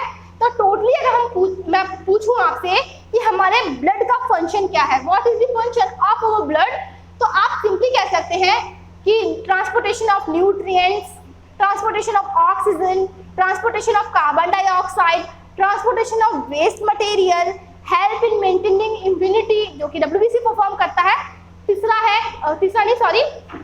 प्लेटलेट्स के द्वारा होता है help in clotting the bounds है ना, और लास्ट एक तरीके से कह सकते हैं help in maintaining the body temperature. Blood का काम होता है हमारी बॉडी टेम्परेचर को मेंटेन करने का।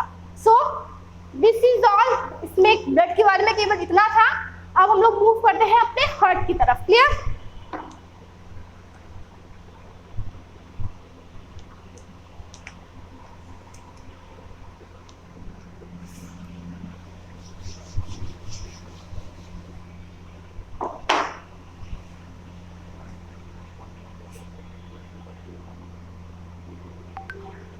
सो हार्ट,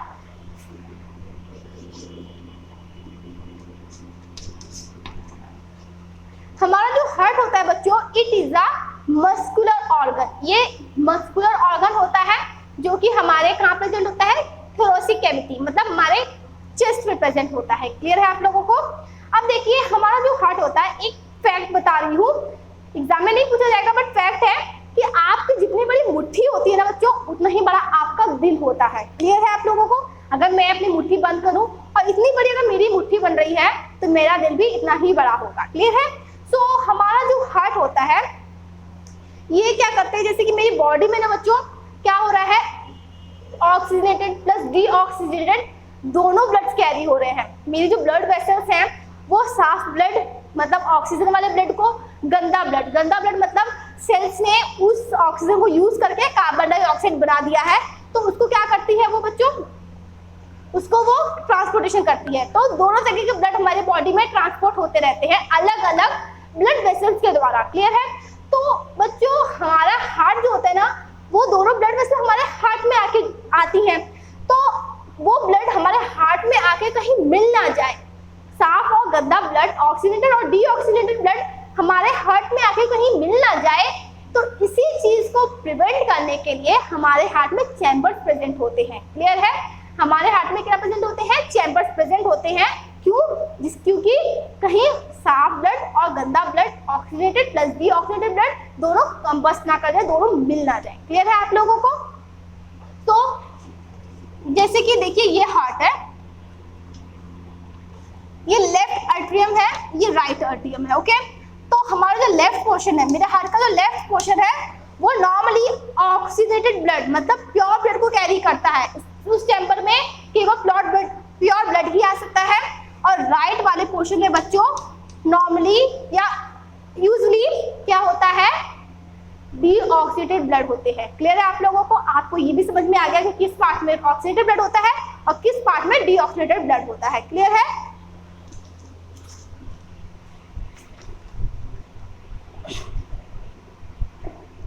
देखो बच्चों कुछ टर्म्स हैं जो इंपॉर्टेंट है, बट ये है कि आपके एग्जाम पॉइंट ऑफ व्यू से इंपॉर्टेंट नहीं है, बट आपको जानना चाहिए। तो मैं आपको इधर तो नहीं बताऊंगी, इस सेशन में नहीं बताऊंगी। मैंने एक ट्रांसपोर्टेशन टॉपिक जो है वो उसकी पर्सनल या एक सेपरेट वीडियो बनाई है, आप उसी में जाके देख लीजिए। What is open circulatory system, what is close circulatory system, what is single circulation, what is double circulation, तो ये सब आप वहां से समझ लीजिएगा। ठीक है? तो हम यहाँ पे केवल हार्ट को डिस्कस करते हैं। अब देखिए मैं आपको सबसे पहले सिखाती हूँ कि हार्ट को ड्रॉ कैसे किया जाता है।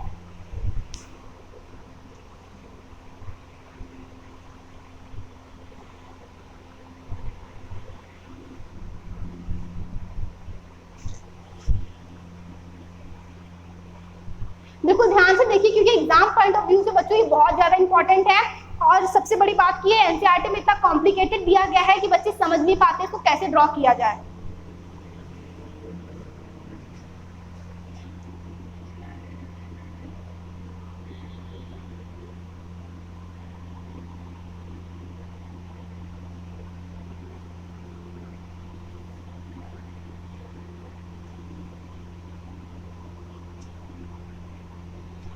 ठीक है? अब देखिए ये मैंने सबसे बाहर का पार्ट बना दिया है। मैं जिस तरीके से ड्रॉ कर रही हूँ बच्चों ठीक वैसे ही ड्रॉ करोगे तो आपको हार्ट बनाने में कोई कॉम्प्लिकेशन नहीं आएगी। बहुत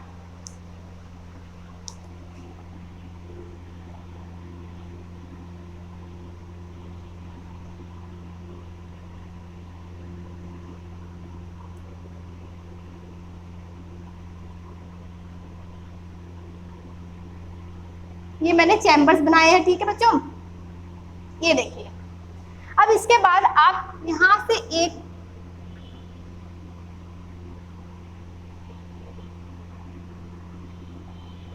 इस तरीके से इसको ड्रॉ कीजिए, okay.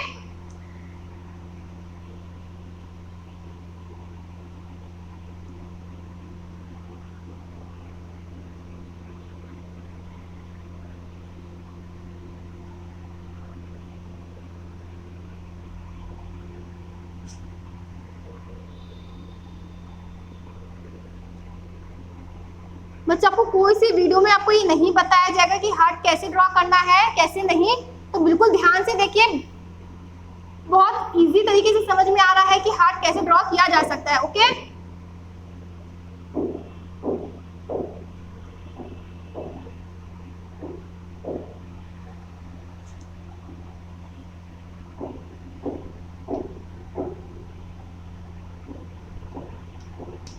This is all.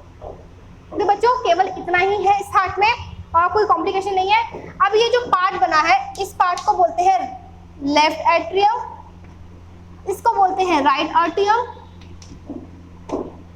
Right ventricle, left ventricle, ठीक है। ये चैम्बर्स बना दिए गए हैं। अब बच्चों अगर आप देख रहे हैं तो हमारा जो लेफ्ट वेंट्रिकल वाला पोर्शन जो है बच्चों, ये क्या है बच्चों, थिक है, ठीक है। हमारा जो वेंट्रिकल वाला चैम्बर होता है बच्चों, इसकी वॉल्स जो होती है वो थिक होती है एज कंपेयर टू आर्टरीज की वॉल्स से, क्लियर है। अब यहाँ से जो बच्चों पल्मोनरी वीन जो होती है वो ऑक्सीजनेटेड ब्लड को लंग्स से हमारे लेफ्ट आर्टरी में लेके आती है और वहां से वो बच्चों हमारे लेफ्ट वेंट्रिकल में पास होती है और वहां से वो बच्चों पास होते हुए, जैसे कि यहाँ से पास होगी, यहाँ से ये नीचे से होते हुए ये बच्चों हमारे यहाँ चली जाएगी, इसके थ्रू और ऑर्टा के थ्रू, ओके, ऑर्टो के थ्रू निकल जाएगी, ओके। अब ऑर्टो में जाने के बाद वो पूरी बॉडी में जाएगी डिस्ट्रीब्यूट होके, वहां से वो फिर हमारे थ्रू वीना कावा क्या करेगी, हमारे राइट एट्रियम में एंट्री लेगी, ओके, वीना कावा के थ्रू। अब वहां पे आने के बाद ये डीऑक्सीनेटेड ब्लड होता है बच्चों, ये यहाँ से मूव करते करते यहाँ से निकल जा रहा है, ठीक है। दिस इज पल्मोनरी आर्टरी, जो क्या करते हैं डीऑक्सीनेटेड ब्लड को हमारे द्वारा लंग्स तक लेके जाती है और वहां तक जाने के बाद वो लंग्स से फिर से क्या करती है, ऑक्सीजन को लेके आती है और डीऑक्सीनेटेड ब्लड मतलब कार्बन डाइऑक्साइड को छोड़ देती है, क्लियर है आप लोगों को। केवल मतलब इसमें आपको हार्ट सिखाया गया है, आप इसमें ही समझ लीजिए। इसके बाद मैं आपको अच्छे से समझाऊंगी कि हमारे हार्ट का फंक्शन कैसे करता है, हमारा हार्ट वर्क कैसे करता है, क्लियर है आप लोगों को। सो हार्ट समझ में आ गया बच्चों कैसे ड्रॉ करना है। देखिए हमारी बॉडी में बच्चों 3 तरह की ब्लड वेसल्स होती हैं, ठीक है, 3 तरह की ब्लड वेसल्स होती हैं। सबसे पहली होती है arteries, okay, first one is arteries. देखो बच्चों जो आर्टरीज होती है ना वो ऑक्सीजनेटेड ब्लड को कैरी करती है लॉन्गली, कहां से कहां, हमारे हार्ट से हमारे बॉडी पार्ट तक, ठीक है। बट इसका एक एक्सेप्शन होता है, that is pulmonary artery. Pulmonary artery केवल एक ऐसी आर्टरी है जो कि डीऑक्सीनेटेड ब्लड को कैरी करती है, okay. Second one is veins, ठीक है, जो वीन्स होती है बच्चों वो क्या करते हैं, वो डीऑक्सीनेटेड ब्लड को कैरी करती है, क्लियर है आप लोगों को। बट इसका भी एक एक्सेप्शन होता है, डीऑक्सीनेटेड ब्लड मतलब सारे बॉडी पार्ट्स, सारे सेल्स जो रेस्पिरेशन परफॉर्म कर चुके हैं, जिसकी वजह से कार्बन डाइऑक्साइड जनरेट हुआ है, तो उसको इकट्ठा करके क्या करती है, दोबारा हार्ट तक लेकर आती है, ठीक है। ये वीन्स का काम होता है। और जो इसका एक एक्सेप्शन होता है दैट इज पल्मोनरी वीन। जो पल्मोनरी वीन है बच्चों, ये हमारे लंग्स से हार्ट तक ऑक्सीजनेटेड ब्लड लेके आती है। हमारे बॉडी में केवल पल्मोनरी वीन एक ऐसी वीन है जो कि ऑक्सीजनेटेड ब्लड को कैरी करती है, बाकी जितनी भी वीन्स हैं वो डीऑक्सीनेटेड ब्लड को कैरी करती है, क्लियर है। अब देखिए तीसरी टाइप की जो ब्लड वेसल होती है दैट इज कैपिलरीज। तो कैपिलरीज क्या होती है, इसको एक एग्जांपल से समझते हैं।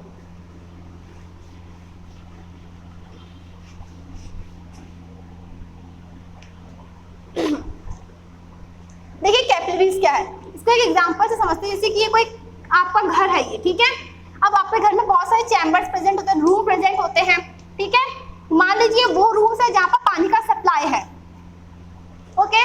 जैसे किचन, बाथरूम, वॉशरूम, ठीक है। यहाँ पे जहाँ पे पानी का सप्लाई है तो एक बड़ी सी पाइपलाइन जो होती है क्या करती है, आपके घर में पानी को लेके आती है। एक बड़ी सी पाइपलाइन आपके घर में पानी को लेके आती है और आने के बाद वो क्या कर जाती है, आपके छोटे छोटे कमरों में क्या कर जाती है, पतले पतले पाइप से डिस्ट्रीब्यूट कर दी जाती है ना बच्चों, ठीक है। और एक बड़ा सा सीवेज पाइपलाइन क्या करता है, आपके घर के पानी को, गंदे पानी को, यूज किए पानी को ले जाता है घर से बाहर, ठीक है। यही साफ पानी आया, आप लोगों ने इस्तेमाल किया है और उसको क्या कर दिया, सीवेज लाइन से निकाल दिया गया। क्लियर है। सेम हमारी बॉडी में ऐसा होता है। देखिए समझिए कि ये मेरी कोई बॉडी का ऑर्गन है, कोई भी समझ लीजिए। तो हमारी जो आर्टरी, मैंने अभी आपको बताया था, आर्टरी ऑक्सीजनेटेड ब्लड को कैरी करती है। तो ये ऑक्सीजनेटेड ब्लड को बच्चों क्या करती है, कैरी करके हमारे ऑर्गन तक लेके आती है। अब ये बड़ा सा जो आपको बिल्डिंग दिख रही है ना बच्चों, ये मान लीजिए किडनी है या कोई सा भी ऑर्गन जो आप समझ सकते हैं, किडनी है, ठीक है। इसके ये कंपार्टमेंट जो है बच्चों सेल है, ओके। ये जो सेल है तो ये जो कैपिलरीज है बच्चों, छोटे छोटे ना ब्लड वेसल्स में डिस्ट्रीब्यूट हो जाती है और इन्हीं ब्लड वेसल्स को बच्चों कैपिलरीज कहते हैं, ठीक है। ये स्मॉलेस्ट ब्लड वेसल है जिनकी थिकनेस केवल एक सेल जितनी ही पतली होती है। तो ये क्या करती है, हमारे सेल्स तक चली जाती है, वहां पर वो सेल्स रेस्पिरेशन परफॉर्म करती है, जिसकी वजह से कार्बन डाइऑक्साइड जनरेट होता है, यानी कि डीऑक्सीडेटेड ब्लड जनरेट होता है। तो उस ब्लड को वो क्या करती है, दूसरे blood vessel that is vein से निकाल देती है, ओके। डीऑक्सीडेटेड ब्लड को वीन्स से निकाल देती है। इसका काम ये होता है, आपको समझ में आ गया कैपिलरीज क्या है। Capillaries are the smallest blood vessels जिनकी thickness which have the only single cell thickness, okay.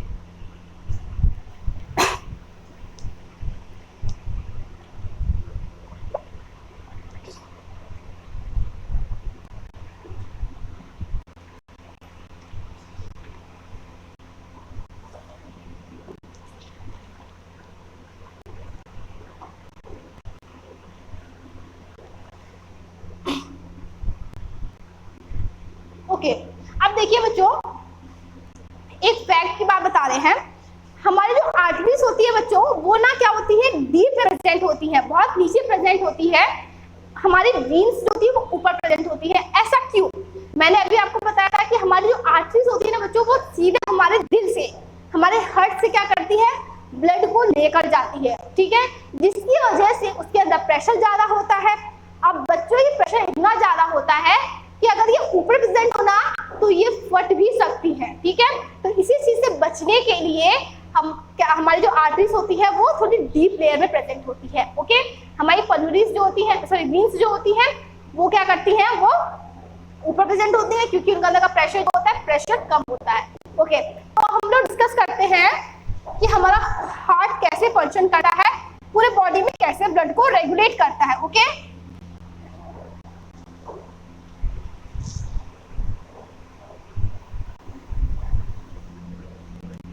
देखिए मान लीजिए ये हमारा हार्ट है, right RTO, sorry left RTO, right RTO, right ventricle, left ventricle, clear. अब देखो ये लंग्स है और ये हमारे बॉडी के पार्ट्स, ओके। बॉडी पार्ट्स कह दो या फिर सेल्स कह देते, ठीक है। बेसिकली सेल्स में ही जाते हैं ना सब कुछ। तो ये है हम लोगों का पूरा बॉडी, ठीक है। सो क्या होता है, हम जो through the process of inhalation oxygen को इनहेल करते हैं, वो ऑक्सीजन हमारे लंग्स में आ जाता है, ठीक है। यहाँ पर बच्चों पल्मोनरी वीन प्रेजेंट होती है, जो मैंने आपको बताया था हार्ट के डायग्राम में। पल्मोनरी वीन क्या करती है, ऑक्सीजन ब्लड को कैरी करती है, मैंने आपको ये भी बताया था। तो ये ऑक्सीजन क्या होता है बच्चों, इस वीन के थ्रू इसके ऊपर बैठकर क्या करता है, हमारे हार्ट में आ जाता है, क्लियर। हमारे हार्ट में आ जाता है, वो राइट आर्टियम में आने के बाद वो पास हो जाता है लेफ्ट वेंट्रिकल में, जहां पर एक ऑर्टा करके वीन प्रेजेंट होती है, ओके। ऑर्टा करके वीन प्रेजेंट, ऑर्टा करके एक ब्लड वेसल प्रेजेंट होती है जो क्या करती है, ऑक्सीजन ब्लड को कैरी करती है।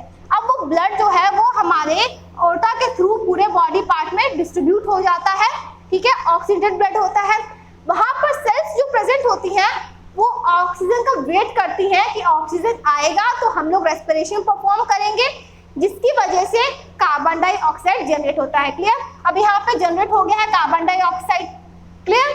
तो यहाँ से जो ब्लड वेसल जाएगी बच्चों, यहाँ से जो बच्चों ब्लड वेसल जाएगी वो राइट आर्टियम में जाएगी एंड दैट इज वीना कावा। ओके, वीना कावा क्या करती है? सेल्स के द्वारा जो कार्बन डाइऑक्साइड को जनरेट किया गया है उसको लेकर जाएगी हार्ट तक। इसका मतलब क्या है? ये कार्बन डाइऑक्साइड को कलेक्ट करती है, ट्रांसपोर्ट करती है और यहाँ से वो पास होती है राइट आर्टियम में, राइट आर्टियम से वो पास होती है राइट वेंट्रिकल में, वहां से फिर वो एक और वेन होती है जो कि लंग्स तक क्या करती है? ब्लड को लेकर जाती है। ओके, तो यहाँ पे जो वेन ब्लड वेसल प्रेजेंट होती है दैट इज पल्मोनरी आर्टरी।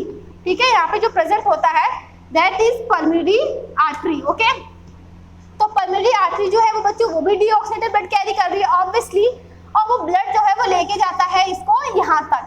अब यहाँ से वो CO2 है बच्चों, वो CO2 रिलीज हो जाता है। अब वो ब्लड यहाँ तक आता है और ऑक्सीजन को कैरी करता है, फिर से साइकिल सेम टू सेम ऐसे चलना शुरू कर देती है।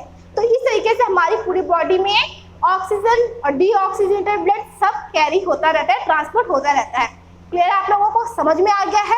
अब बच्चों अगर आप देख रहे हैं तो ये हमारे बॉडी के अंदर डबल सर्कुलेशन चलता है। ठीक है, डबल सर्कुलेशन कौन कौन सा? देखो, पहला सर्कुलेशन जो है वो हमारे लेफ्ट वेंट्रिकल अओर्टा से लेकर हमारे वीना कावा तक जा रहा है। ठीक है, राइट आर्टरियम तक जा रहा है और इस सर्कुलेशन को बच्चों क्या कहते हैं? Systematic circulation. ओके, क्या कहते हैं? Systematic circulation. अब देखिए दूसरा सर्कुलेशन क्या है? मेरी राइट वेंट्रिकल से मतलब पल्मोनरी आर्टरी से जो पल्मोनरी वीन तक जा रहा है, पल्मोनरी आर्टरी से जो पल्मोनरी वीन तक जा रहा है, इस सर्कुलेशन को पल्मोनरी सर्कुलेशन कहते हैं। तो हमारी बॉडी में डबल सर्कुलेशन मूव करता है, डबल सर्कुलेशन होता है जिसको हम लोग क्या कहते हैं? Pulmonary circulation. ठीक है, तो डबल सर्कुलेशन बच्चों मतलब जब कोई ब्लड हार्ट से दो बार पास हो तो उसको डबल सर्कुलेशन कहते हैं। क्लियर है? तो अब हम लोग मूव करते हैं ब्लड प्रेशर की तरफ। ओके,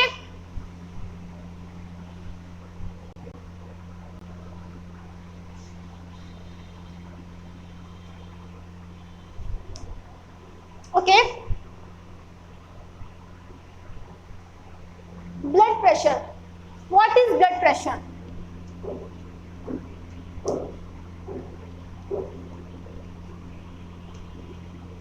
देखिए, हमारी ब्लड वेसल्स की वॉल्स पर जो ब्लड के द्वारा प्रेशर लगता है उस प्रेशर को हम लोग ब्लड प्रेशर कहते हैं।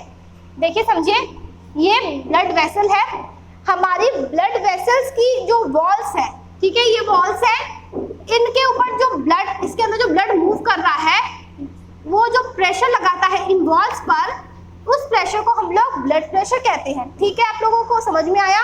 इसकी नॉर्मल जो रीडिंग होती है that is 120/80 mmHg। Okay, Hg का मतलब मरकरी होता है, आप केमिस्ट्री में पढ़ के आ चुके हैं।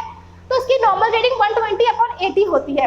तो 120 जो है बच्चों वो साइस्टोलिक प्रेशर है, 80 जो है वो बच्चों डायस्टोलिक प्रेशर है। तो पहले आप ये समझिए कि साइस्टोलिक प्रेशर क्या होता है, डायस्टोलिक प्रेशर क्या होता है। तो साइस्टोलिक प्रेशर जब हमारा हार्ट कॉन्ट्रैक्ट करता है, कॉन्ट्रैक्ट करने का मतलब क्या है, उसका मतलब साइज छोटा हो जाता है। ठीक है, जिसकी वजह से ब्लड वेसल में जो ब्लड रिलीज होता है बच्चों उस पर ज्यादा प्रेशर लगता है, दैट इज 120, और उसी प्रेशर को साइस्टोलिक प्रेशर कहते हैं। ठीक है, इसके अपोजिट जब हमारा हार्ट रिलैक्स होता है, एकदम जब वर्क नहीं करता है, एकदम फ्री होता है, उस टाइम जो ब्लड हमारे ब्लड वेसल में रिलीज होता है वो बहुत कम होता है, दैट इज 80। उसके वॉल्स पे कम प्रेशर लगता है और वो प्रेशर जो होता है 80 होता है, और इसी प्रेशर को डायस्टोलिक प्रेशर कहते हैं। क्लियर है आप लोगों को? समझ में आ गया? तो केवल इतना ही है बच्चों इसमें ब्लड प्रेशर के बारे में। अब हम लोग मूव करते हैं transportation in plants.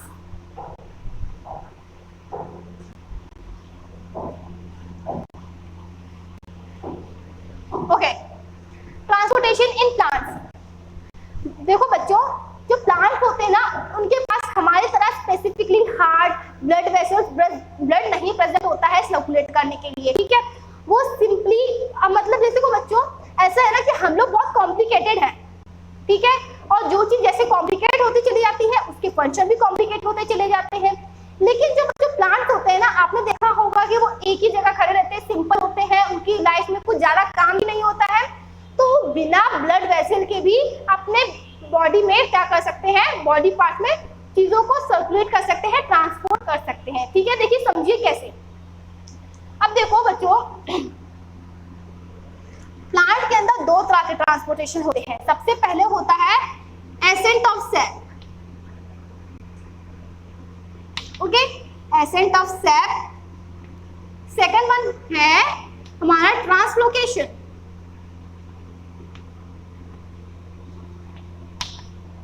Okay, ascent of sap and translocation. Ascent of sap जो होता है वो बच्चों वाटर और मिनरल, वाटर प्लस मिनरल का होता है, ठीक है, जिसको कौन करता है, जाइलम। ट्रांसपोर्ट कौन करता है, एक स्पेशल टिश्यू होता है जिसको जाइलम कहते हैं, ये बात सभी जानते हैं। तो बच्चों जाइलम क्या करता है, रूट से, रूट में जो रूट हेयर प्रेजेंट होते हैं बच्चों, उनसे वाटर को through the process of diffusion absorb करता है। अब्सॉर्ब करने के बाद बच्चों को पूरी बॉडी में सर्कुलेट करवाता है। जो जाइलम होता है बच्चों वो क्या होता है, यूनिडायरेक्शनल होता है, वो नीचे से ऊपर तक ही ले जाता है चीजों को। क्लियर है, ठीक है। अब देखो बच्चों, अगर प्लांट की हाइट छोटी है, मतलब रूट से लीफ तक की डिस्टेंस अगर कम है, तो केवल रूट प्रेशर, तो केवल रूट प्रेशर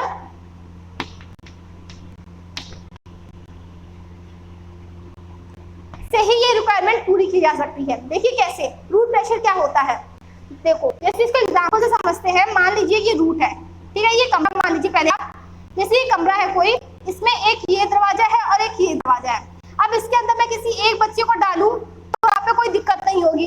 धीरे धीरे अगर मैं बच्चों की काउंटिंग बढ़ाते चली जाऊं तो एक टाइम क्या होगा कि ये बच्चा इस दरवाजे से बाहर निकल जाएगा। क्यों, ड्यू टू दी प्रेशर, है ना, उस कमरे में इतनी जगह ही नहीं है कि वो बच्चा रह सके, तो वो प्रेशर से निकल जाएगा। अब देखो बच्चों, रूट में भी यही होता है। रूट जो होती है वाटर मॉलिक्यूल्स को अब्सॉर्ब करती रहती है, जिसकी वजह से इतने ज्यादा वाटर मॉलिक्यूल्स हो जाते हैं कि वो वाटर क्या होता है, एस्केप हो जाता है, रूट से निकलकर ऊपर की तरफ मूव करने लगता है। ऊपर मतलब लीव्स की तरफ मूव करने लगता है।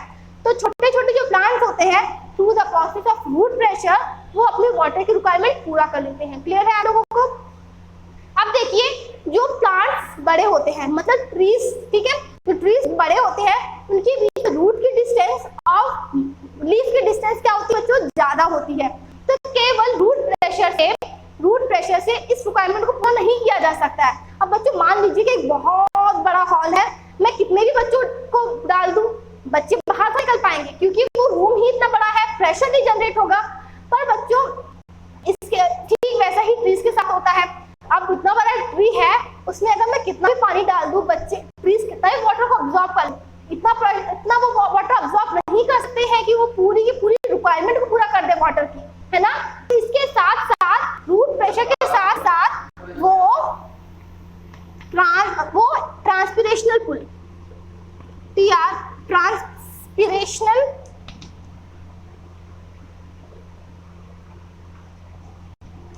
ट्रांसपिरेशनल पुल क्रिएट कर का भी यूज करते हैं, ठीक है। रूट प्रेशर के साथ साथ वो ट्रांसपिरेशनल पुल का भी यूज करते हैं। व्हाट इज ट्रांसपिरेशनल पुल? ट्रांसपिरेशनल पुल को समझने से पहले आपको ये पता होना चाहिए कि ट्रांसपिरेशन क्या होता है। ट्रांसपिरेशन मतलब क्या होता है? तो बच्चों, escaping of water in the form of water vapor from the leaf is known as transpiration। समझ में आया? क्या बताया मैंने आपको? जैसे मान लीजिए लीफ की सरफेस है, इस लीफ की सरफेस पे जो वाटर के मॉलिक्यूल्स है बच्चों, इस वाटर का जो लेयर प्रेजेंट है, सन रेस की प्रेजेंस में वो सन की रेस क्या करेंगी, इस वाटर को इवोपरेट कर देंगी, ठीक है, इस वाटर लेयर को इवोपरेट कर देगी, ठीक है, और इसी प्रोसेस को ट्रांसपिरेशन कहते हैं। अब देखो ट्रांसपिरेशन पुल क्या होता है। तो मैंने आपको क्या बताया कि जो फर्स्ट लेयर इवोपरेट हो गई है, किसकी वजह से? सन की रेस की वजह से। उसने क्या किया? इवोपरेट कर दिया है। अब ये जगह हो गई है वैकेंट, खाली हो गई है। तो इसके नीचे जो वाटर की लेयर प्रेजेंट होगी वो क्या कोशिश करेगी?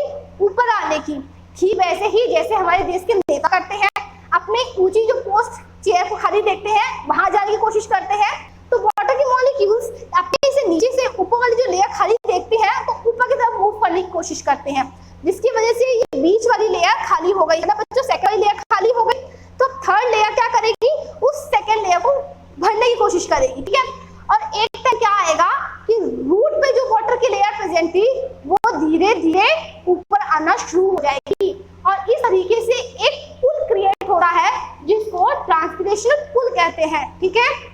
और इसी रिक्वायरमेंट से प्लांट, ट्रीज, इन दोनों की रिक्वायरमेंट से अपनी वाटर की रिक्वायरमेंट को पूरा करते हैं। आप लोगों को इसमें केवल इतना था। अब मूव करते हैं ट्रांसलोकेशन पे। ट्रांसलोकेशन क्या होता है? ट्रांसलोकेशन होता है ट्रांसपोर्टेशन ऑफ फूड, ठीक है। खाने के ट्रांसपोर्टेशन को क्या बोलते हैं? ट्रांसलोकेशन। तो ये कौन परफॉर्म करता है? स्पेशल टाइप का एक टिश्यू प्रेजेंट होता है जिसको हम लोग फ्लोएम कहते हैं, है ना बच्चों? आप पढ़ के आ चुके हैं ये 9th क्लास में। तो फ्लोएम जो होता है बच्चों, ये बाई डायरेक्शनल वर्क करता है। मतलब बाई डायरेक्शनल कैसे? लीव्स जो होती है वो खाने को बनाती है through the process of photosynthesis.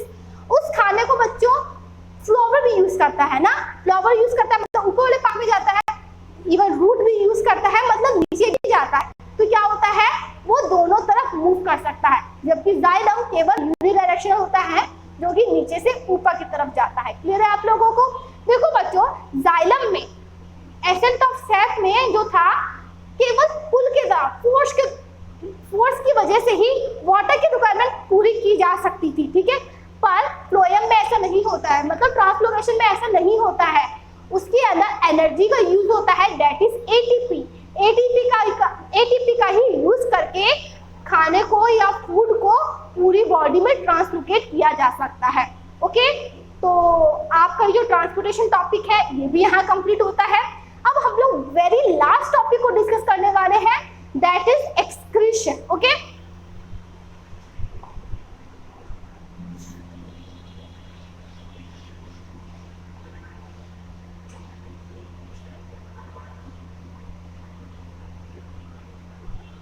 Okay, हम लोग एक काम करते हैं, एक्सक्रीशन इन प्लांट को पहले डिस्कस कर लेते हैं और एक्सक्रीशन इन एनिमल्स को उसके बाद डिस्कस करते हैं।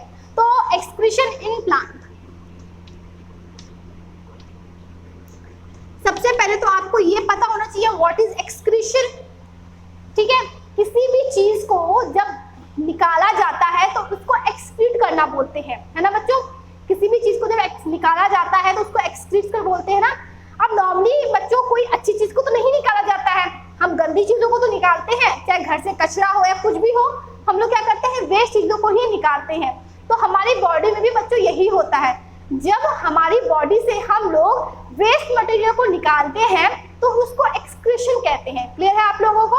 एक्सक्रीशन क्या हो गया? The process of removal of harmful waste substance from the body is known as excretion. Clear है? अब देखिए ये प्लांट में कैसे होता है।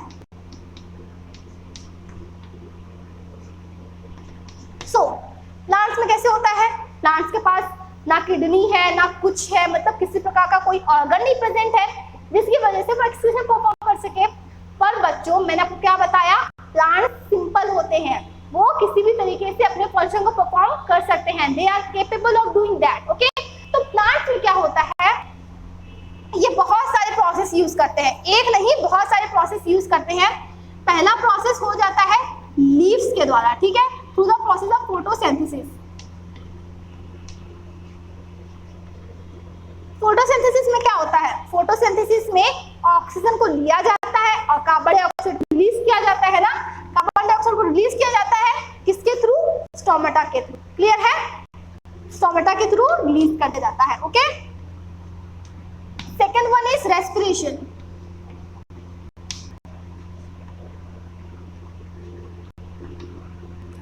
ओके, रेस्पिरेशन में क्या है, प्लांट्स भी रेस्पिरेशन परफॉर्म करते हैं, तो वो उस टाइम हमारे तरह ही ऑक्सीजन को लेते हैं और कार्बन डाइऑक्साइड को रिलीज करते हैं। तो यहाँ पर बेस प्रोडक्ट क्या हो गया, कार्बन डाइऑक्साइड हो गया, उसको भी किसके थ्रू रिलीज किया जाता है? स्टोमेटा के थ्रू भी रिलीज किया जाता है। ठीक है, third one is translocation, sorry transpiration.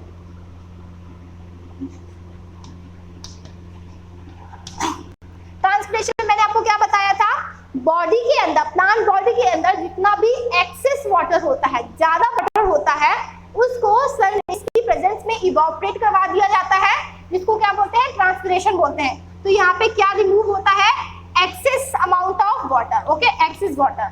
अब देखिए फोर्थ पॉइंट क्या है, फोर्थ पॉइंट है, आपने चीज देखिए पत्ती सूख कर नीचे गिर जाती है ना बच्चों। तो जो पत्तियां होती है ना, जब इनको पता होता है कि ये सूख नीचे गिरने वाली है, तो अपने आसपास की जितनी भी जगह होती है ना, वहां पर जितना भी वेस्ट मटेरियल, जितना भी कचरा इकट्ठा होता है, उसको अपने अंदर ले लेती है और उसको लेने के बाद वो नीचे गिर जाती है। इसकी वजह से क्या होता है, वो प्लांट का जो एरिया है वो साफ हो जाता है, क्लियर हो जाता है। क्लियर है? तो हम इसको कह सकते हैं शेडिंग ऑफ लीफ।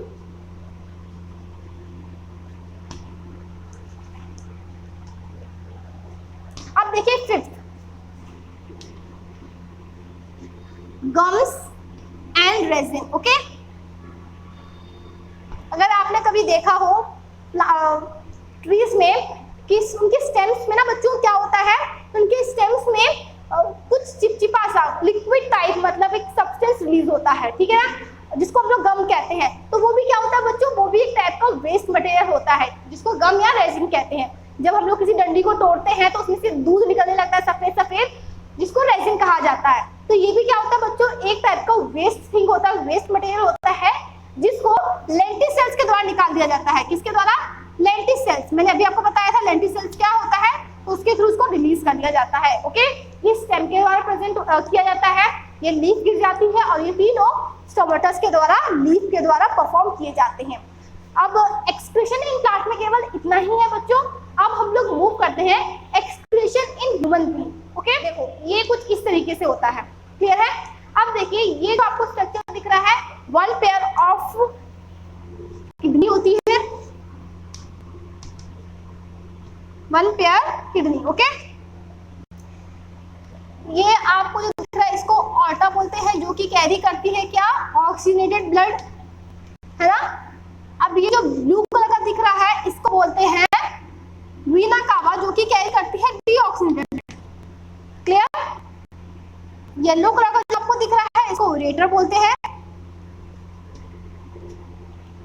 ये जो है यूरिनरी ब्लैडर है, एक bag like muscular bag like structure है, जिसको क्या बोलते हैं, यूरिनरी ब्लैडर। और ये जो नीचे है जो कि रिलीज करता है यूरिन को, इसको यूरेथ्रा बोलते हैं, ठीक है, इसको यूरेथ्रा बोलते हैं। और ये जो होती है हमारी पूरी किडनी का डाइजेस्टिव सिस्टम का स्ट्रक्चर होता है। बच्चों आप ये जो स्ट्रक्चर देख रहे हैं ना, इसको बच्चों क्या बोलते हैं, रीनल आर्टरी। और ये जो ब्लू कलर में दिख रहा है इसको बोलते हैं रीनल वीन। अब देखिए बच्चों, रीनल का मतलब होता है किडनी। जब ये यहाँ से आती है तो तब तक इसको अरोटा कहते हैं, लेकिन जब डिस्ट्रीब्यूट कर जाती है लेफ्ट एंड राइट पार्ट में, तो इसको रीनल वीन और रीनल आर्टरी कहते हैं, क्योंकि वो उस टाइम किडनी में होती है, ठीक है। तो ये आपका पूरा डायग्राम है, इस तरीके से आप ड्रॉ कर लीजिएगा, आपको इजीली समझ में आ रहा है। तो देखो बच्चों, मैंने आपको क्या बताया कि हमारी जो किडनी होती है या इसका फंक्शन क्या होता है, ब्लड जो है मेरी सेल्स, जैसे कि देखो बच्चों कचरा मैं आपको बता रही हूँ, इसको काम क्या होता है, ब्लड को साफ करना, कचरे को खत्म करना। तो ये कचरा आता कहाँ से है, सबसे पहले तो आपको ये पता होना चाहिए कि कचरा आता कहाँ से है।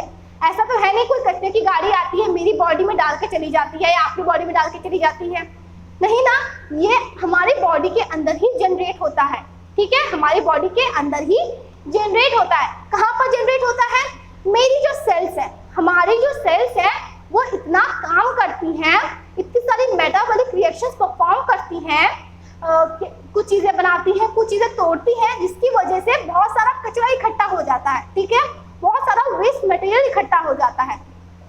तो हमारी बॉडी की जो वीन, हमारी बॉडी की जो ब्लड वेसल्स होती हैं, उस कचरे को इकट्ठा करके हमारे किडनी तक का लाने का काम करते हैं, ओके, हमारी किडनी तक के लाने का काम करती है। अब जो हमारी किडनी है, ओके, अब हमारी जो किडनी है उसके अंदर ऐसा कोई प्रोसेस होता है जिसकी वजह से वेस्ट मटेरियल उस किडनी में रह जाता है और वो ब्लड साफ होके, प्योर होके हमारे कहाँ बॉडी में सर्कुलेट कर दिया जाता है, उसको दोबारा साफ करके बॉडी में सर्कुलेट कर दिया जाता है। क्लियर है आप लोगों को? तो यहाँ तक का आपको समझ में आ गया कि कचरा कब बनता है और कैसे हमारे किडनी तक लाया जाता है।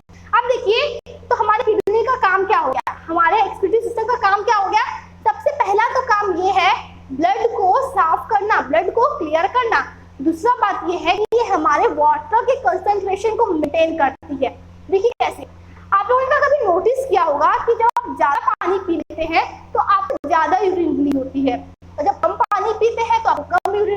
होती है ना बच्चों। ऐसा क्यों होता है? क्योंकि हमारी किडनी इतनी स्मार्ट है, इतनी इनफ स्मार्ट है कि उसको पता है कि कितना वाटर रिलीज करना है बॉडी से, कितना वाटर नहीं रिलीज करना है बॉडी से। ओके, तो इस तरीके से हमारी किडनी वर्क करती है। अब मैंने आपको एक्सक्रीटरी सिस्टम का क्या बता दिया है, डायग्राम बता दिया है। अब हम लोग मूव करते हैं इस किडनी के अंदर और समझते हैं इस किडनी में क्या होता है जिसकी वजह से ब्लड साफ हो जाता है, प्यूरिफाई होता है। देखिए बच्चों, ये है किडनी, ठीक है, मैंने अभी आपको बताई थी।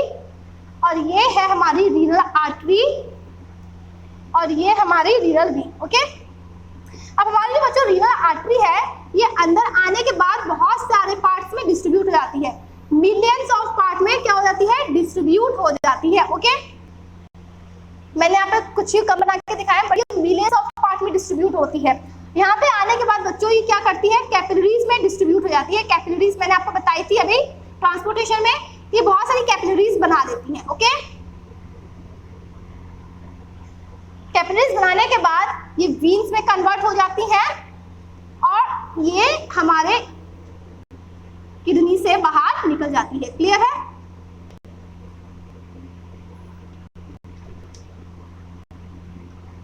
ये हमारी किडनी से निकल जाती है। इस तरीके से हमारी किडनी के अंदर कुछ होता है।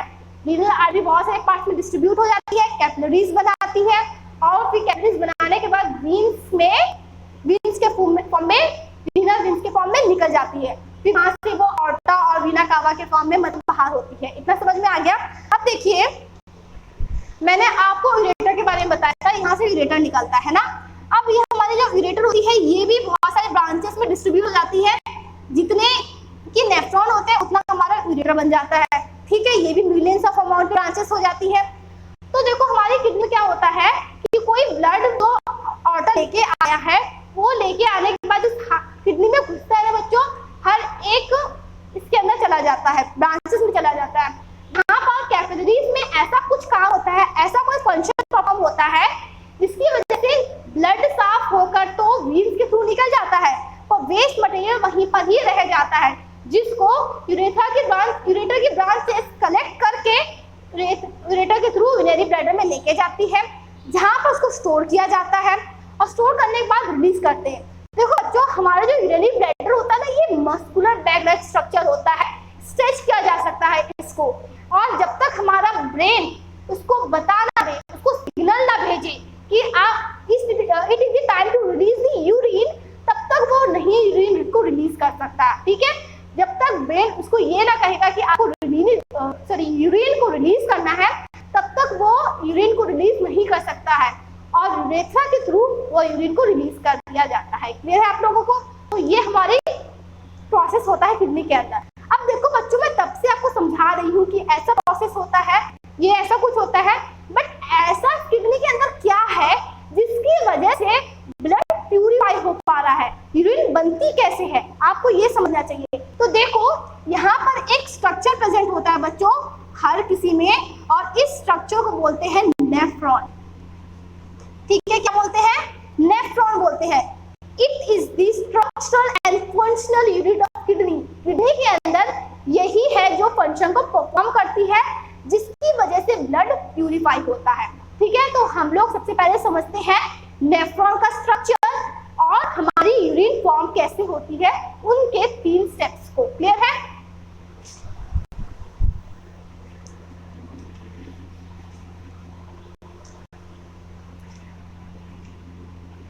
ये देखिए, एक बाउल लाइक स्ट्रक्चर होता है।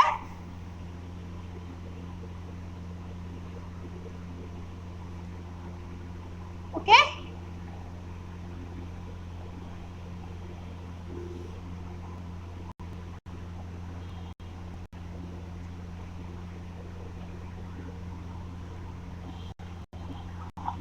और ये कलेक्टिंग डक्ट होती है। ये किसकी पार्ट होती है? यूरेटर की पार्ट होती है। ये हमारा नेफ्रॉन का स्ट्रक्चर होता है। अब देखो बच्चों, इसको बोलते हैं बोमेन्स कैप्सूल। ओके, मैं स्पेलिंग यहाँ पर नहीं लिखूंगी, बहुत टाइम हो जाएगा इस हिसाब से। आप एनसीईआरटी में या मतलब मैंने इसका पार्ट्स बनाए हुए हैं एक्सक्रीशन का, आप उसमें देख लीजिएगा। अब देखिए, ये बोमेन्स कैप्सूल होता है बच्चों, और ये यहाँ से लेके ये जो पूरा पार्ट होता है यहाँ तक, इसको बोलते हैं ट्यूब्यूल। ठीक है, ट्यूब्यूल के भी 3 पार्ट होते हैं। इसको बोलते हैं पीसीटी, इसको बोलते हैं डीटीसी और इसको बोलते हैं Henley loop. Okay, Henley loop. तो देखो बच्चों, ये होता है हमारा पूरा नेफ्रॉन का स्ट्रक्चर और इसको बोलते हैं कलेक्टिंग डक्ट, जो कि किसका पार्ट है, यूरेटर का पार्ट है। ठीक है, अब देखो मैंने आपको क्या बताया था कि बहुत सारे ब्रांचेस में डिस्ट्रीब्यूट हो जाती है हमारी आर्टरीज, है ना, मैंने आपको ये बताया था। तो ये जो आर्टरीज आ रही है बच्चों, ये क्या कर रही है, ऑक्सीजन ब्लड को कैरी कर रही है, पर इसके अंदर क्या है, बहुत सारा वेस्ट मटेरियल है ना। अब जो यहाँ पे आने के बाद ये बहुत सारे ब्रांचेस में डिस्ट्रीब्यूट हो जाती है। ओके, यहाँ पे डिस्ट्रीब्यूट होने के बाद ये फिर से इकट्ठी हो जाती है और इकट्ठी होने के बाद वो यहाँ से निकल जाती है। क्लियर है। अब ये जो यहाँ पे स्ट्रक्चर बना है बच्चों, इसको ग्लोमेरुलस कहते हैं। क्या कहते हैं, ग्लोमेरुलस कहते हैं, जो कि इंपॉर्टेंट होता है। अब वो यहाँ आने के बाद बच्चों फर्दर डिवाइड हो जाती है कैपिलरीज में। ठीक है, यहाँ पर भी कैपिलरीज में डिवाइड हो जाती है। पर इस बार बच्चों जब वो जुड़ती है ना, तो वो इस बार वीन्स बनाती है। इस बार कैपिलरीज जुड़कर वीन्स बनाती है। ओके, अब ये यहाँ से होते हुए हमारी किडनी से बाहर निकल जाती है in the form of Veena कावा। क्लियर है, वीना कावा के फॉर्म में निकल जाती है। तो ये पूरा स्ट्रक्चर है आप लोगों को किसका, नेफ्रॉन का स्ट्रक्चर है। अब देखिए इसमें होता क्या है, फंक्शन कैसे होता है, मैं आपको ये समझाती हूँ। हमारे ब्लड में जो यहाँ पे जो वीन ब्लड लेके आ रही है ना बच्चों, सॉरी ब्लड वेसल जो ब्लड को लेके आ रही है ना, है तो ऑक्सीजनेटेड, लेकिन इसके अंदर जो कचरा वो अपने साथ लेके आ रही है उसको साफ करना होता है। तो वो यहाँ पर बच्चों क्या होता है, स्मॉल स्मॉल पोर्स प्रेजेंट होते हैं, जिनके थ्रू क्या होता है, इसके अंदर का कंटेंट छलकर फिल्टर होकर इस बाउल में इकट्ठा हो जाता है। ठीक है, तो कौन कौन सा कंटेंट फिल्टर होता है, देखिए इसमें कौन कौन सा फिल्ट्रेट होता है, कुछ ग्लूकोज भी आ जाता है बच्चों फिल्टर होके। ठीक है, कुछ अमीनो एसिड आ जाते हैं फिल्टर होके, कुछ वाटर आ जाता है फिल्टर होके, कुछ सॉल्ट, यूरिया, ये सब चीजें क्या होती है बच्चों, फिल्टर होके आ जाती है, इस बाउल में इकट्ठी हो जाती है। बच्चों ये चीज बिल्कुल समझ लें कि फिल्ट्रेट और यूरिन दोनों अलग नहीं है। यहाँ पर जो चीज इकट्ठी हो रही है बच्चों, इसको हम यूरिन नहीं कह सकते हैं। क्यों, देखिए यूरिन का मतलब क्या है, टोटली वेस्ट थिंग, सब कुछ बेकार चीज है ना, उसको तो हम लोग कहते हैं यूरिन। लेकिन इसके अंदर तो बच्चों हमारा क्या है, ग्लूकोज भी है, अमीनो एसिड भी है, वाटर भी है। तो बच्चों ये सब चीजें तो जरूरी होती है, कुछ कुछ तो सॉल्ट भी जरूरी होते हैं, तो उसको तो हम लोग बॉडी से रिलीज नहीं कर सकते हैं ना, वो चीजें तो जरूरी है। तो इन चीजों को बच्चों दोबारा अब्सॉर्ब किया जाता है। जब वो चीजें यहाँ से बच्चों निकल जाती हैं, यहाँ से ये चीजें आ जाती हैं बच्चों, यहाँ पर फिल्टर होने के बाद ये अब्सॉर्ब करके यहाँ से आ जाती हैं। तो यही वीन्स क्या करती हैं, जितना भी ग्लूकोज, अमीनो एसिड और क्या कहते हैं ये वाटर वगैरह है, इसको अब्सॉर्ब कर लेती है। ओके, क्या कर लेती है, इसको अब्सॉर्ब कर लेती है। ठीक है, अब्सॉर्ब करने के बाद क्या करती है, मूव करके निकल जाती है। अब जो बचता है बच्चों, यहाँ पर जो बच के आता है वो केवल सॉल्ट रह जाता है और वाटर रह जाता है, जो कि इसके अंदर कलेक्ट कर दिया जाता है। ठीक है, कलेक्टिंग नेट में कलेक्ट कर दिया जाता है और फिर क्या करते हैं, उसको यूरेथ्रा के थ्रू रिलीज करते हैं, किसमें, यूरिनरी ब्लैडर में, और यूरेथ्रा के थ्रू बॉडी से ही निकाल दिया जाता है। अब देखो बच्चों 3 स्टेप्स लगते हैं यूरिन की फॉर्मेशन में। सबसे पहला होता है अल्ट्राफिल्ट्रेशन। अल्ट्राफिल्ट्रेशन में क्या होता है, यहाँ पे मैंने आपको जो बताया था कि यहाँ पर जो पोर्स प्रेजेंट रहते हैं, इन पोर्स से क्या फिल्ट्रेट रिलीज होता है, जो कि बहुत माइन्यूट पोर्स होते हैं, और फिल्ट्रेट जो इकट्ठा होता है यहाँ पर। इस प्रोसेस को, इस स्टेप को अल्ट्राफिल्ट्रेशन कहते हैं। ओके, यहाँ पे फिल्टर हो रहा है, इसलिए अल्ट्राफिल्ट्रेशन कहा जाता है। अब जो फिल्ट्रेट है बच्चों, उसको दोबारा नहीं, वो इस रास्ते से मूव होते हुए इस ट्यूब्यूल से जाता है। ठीक है, अब यहाँ पे जो वेन्स होती है ना बच्चों, वो क्या ब्लड वेसल्स जो होती है वो क्या करती है, दोबारा ग्लूकोज, अमीनो एसिड, वाटर को दोबारा ले लेती है। इतनी कंजूस होती है हमारी बॉडी ना, अपनी बॉडी से कुछ जरूरी चीजों को निकलने नहीं देती है, तो वो क्या करती है, दोबारा अब्सॉर्ब कर लेती है, जिसको क्या कहते हैं, second step of urine formation, that is ultrafiltration. Okay, sorry that is reabsorption. क्या बोलते हैं उसको, रीअब्जॉर्प्शन कहते हैं। अब देखो बच्चों तीसरा स्टेप क्या होता है, जब यहाँ से हमारा ब्लड निकल फिल्ट्रेट पास होता है बच्चों, उसी टाइम हमारी जो ट्यूब्यूल्स होती हैं, ट्यूब्यूल्स कुछ आयंस को सीक्रेट करती हैं, like H+ ion, ammonium ion, potassium ion, इन सब आयंस को सीक्रेट करती हैं to maintain the ionic balance. तो उस प्रोसेस को हम लोग बोलते हैं, उस स्टेप को हम लोग बोलते हैं ट्यूबुलर सिक्रीशन। और उन्हीं 3 स्टेप्स के थ्रू क्या होता है, हमारी यूरिन फॉर्म होती है। अब बच्चों ये आपका चैप्टर जो है पूरी तरीके से कंप्लीट हो चुका है। अब आपको कोई डाउट रहना नहीं चाहिए। अगर कोई डाउट आपको लग रहा है, नहीं समझ में आ रहा कोई टॉपिक या कोई वर्ड, तो आप कमेंट सेक्शन में कमेंट कर दीजिए। ये मुस्कुराते रहिए और हमारे साथ जुड़े रहिए एजी स्विच। तब ओके, बाय।